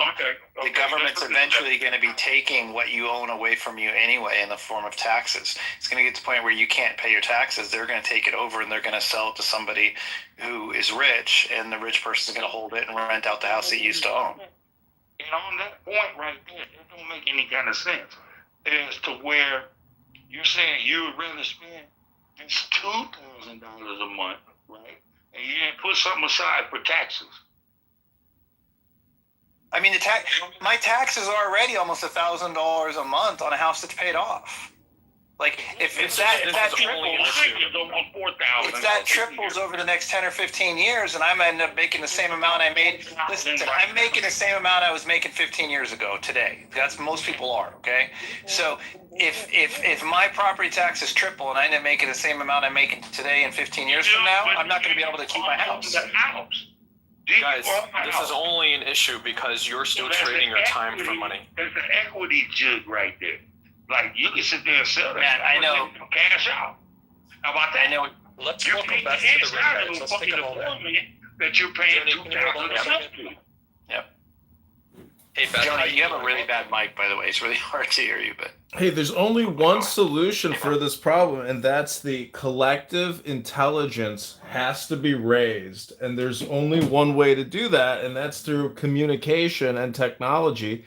If we have to have an automated AI communication integration into the economy where unproductive people will be forced to be productive in order to get a cookie, it may be coming sooner than you think. So I just left the room. They said everybody is supposed to go to the Army for 1 year and a half to be able to be productive citizens. This reminds me of whenever we were fighting aliens on some other movie. You know what I'm saying? It's fascism to the fullest. You cannot make somebody do something. Like, I can't make my son play football, even though I play football. That would be very anti-American if we were forcing people to do stuff. But also, before we go on, let's welcome Beth. Hey, Beth, welcome to the space. Do you have any ideas on how we can make Americans rich again? Also, joining the military doesn't make us rich. That costs us money. That's directly through taxation. If they want to make us rich, they need to do away with all this regulation and really allow us to open businesses without government intervention or oversight across multiple categories, which are, highly regulated or, just traditional industries. But the biggest problem in society is the government, which they just furloughed 750,000 people. Now you will notice that nothing will change in society, in reality, in the culture, in the economy while this government shutdown takes place. So essentially, we collectively borrow and pay for these 750,000 people to collect on average $115,000 a year. And the truth is, none of them actually should be employed by our government because the only agency there is the Census Bureau. Other than that, our national defense, etc., if we can't defend ourselves for even $100 billion a year, we're a bunch of pussies. And so we are just borrowing and spending. We live in clown world. It's been going on for 20 plus years. We're $37 trillion in debt. If we're spending $2 trillion a year, that's about 20 years it took us to ramp up all this debt. And all they want to do is do hypnosis on you and tell you we have to keep borrowing and spending. We have to keep budgets in place for every single major agency, every military division, etc. And the truth is, we have to start shutting down this runaway sinking ship because it's sinking. And we have to stop using Congress and the Federal Reserve to take out these massive loans on our behalf. It's just, that's what's happening. Were you one of the people that said that everybody is supposed to go into the military? No, I think that if we actually had a real economy, we would force young people to go into the military because we would demand a cleanup to the culture, and we would demand that we subject as many of ourselves as possible to a very Spartan lifestyle because they are in for extreme austerity measures. There will be no more borrowing and spending. So we will need young people to behave like soldiers from now on. Okay. You don't see any kind of hypocrisy about what you just said right there. Now, if we're supposed to. This is game theory for survival, and this is game theory for optimal solutions. And you may not like it, but welcome to $37 trillion in debt. This is extreme, drastic measures that may have to take place in order to guarantee the survival of the United States of America. Okay.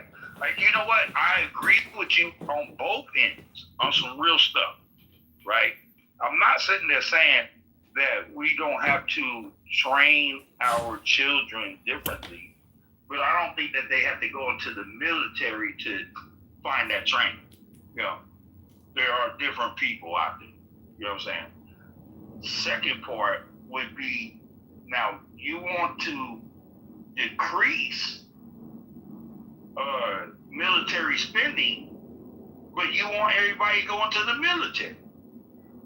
Yeah, it's more about controlling the behavior of our population versus plunging billions of dollars into new R&D for the next generation of fighter jets, tankers, aircraft carriers, submarines, etc. We're going to have to make do with what we got and cut the budget and maintain and manage what we have. He didn't like the way the boats look. You know what I'm saying? That's ridiculous. We're not trying to make pretty boats. We want boats that are functional and do their job. You do what I'm saying? Well, you know, do we need 3 fleets, 4 fleets, 1 fleet? Like, how many fleets do we need to keep servicing? I mean, I could ask Grok right now, how much is the Pacific Fleet? How much is the Southern Command Fleet? You know, how much is the Navy spending annually to patrol the seas and provide global policing on our super water highways? We have 11 active. I mean, we have 9 active and 2 on standby. Yeah, and they're trying to build another 5 or something like that right now. Yeah, we're gonna need it. Yeah. So I mean, I there's like a couple solutions. A is you start shutting it all down as much as possible. B is you shut down only the non-essential, and then you know, the other 2 options might be is less retrograde, and then the second or the fourth is just change nothing and keep spending, because the whole world is essentially complicit in our lack of frugality. Wow, that's ridiculous right there. Even to bring that up, that's crazy. That is fucking crazy, right? Well, that's what they're gonna do. Wait, make a point about what you're saying is crazy about it. I mean, for us to say that the whole world is not complicit. No, they're complicit in terms of being fully invested in Wall Street. And because Wall Street sits within the confines of the United States of America, our laws and regulations, in many ways, the whole world eats up our debt, and there's nothing they can do to stop it. It's crazy, bro. That definitely, if Wall Street is the cipher for World War III, you know what I'm talking about? It's the global reservoir of all human productivity and all human consciousness going back, 120 years. Yeah, it's ridiculous. It's ridiculous. World War I. Yeah, 100%. I think you guys are going too large, and you're looking at the big picture and you're missing the little picture. And I think that, as above, so below, and we need to forget about the world stage for a minute and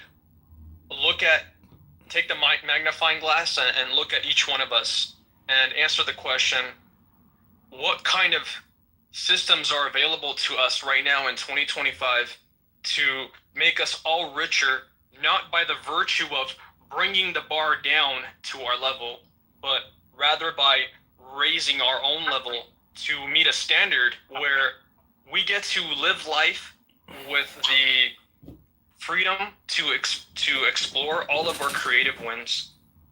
That's a fact. Amen. Hey, amen to that. Amen. Oh no, that sounds like some hippy dippy kind of style stuff. It's definitely hippie, but it's all of us need to conjoin together. and start understanding that war is not the way. You know what I'm saying? And but you're saying something that is so completely obvious. But you're also dismissing human nature and the world's history throughout time to now. Like we have the past, Doc. Let the past. Oh be my in the past. gosh, dude! It's time to look at the future. And every time you must want to burn books, dude, don't you? Every time we talk about the future, what do people do? They start talking about the past. And they start saying, no, we can't do this because we've always killed each other. That's ridiculous. See, I could say that the exact... But what part of human nature do you think you're controlling by this utopia idea that you got in your head? See, Absolutely. We can look at the modern world today and we're going to see something incredible. If we look... I'll make this point and you guys go.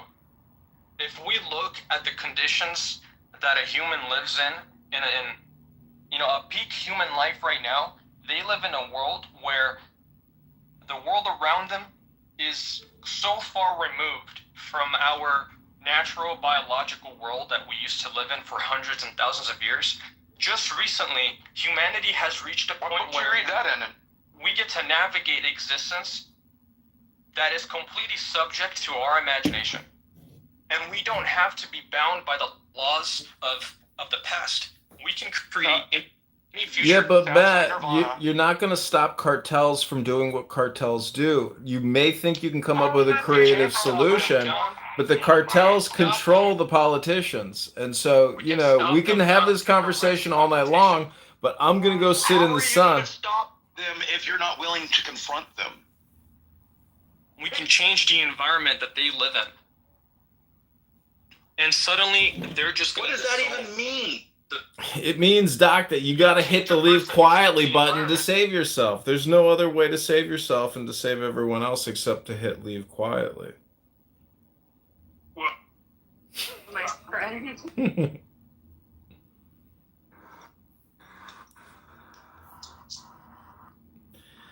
Danny finds her Habibi. She found him on Hinge. He was just sitting there all by himself. Cool gym shoe. No, it's ugly. What are you talking about? I do not like these shoes that are like, they just have the hole, there's no tongue. I like a little tongue on my shoe. Yes, it's more comfortable. These are really hard to put on. Yeah.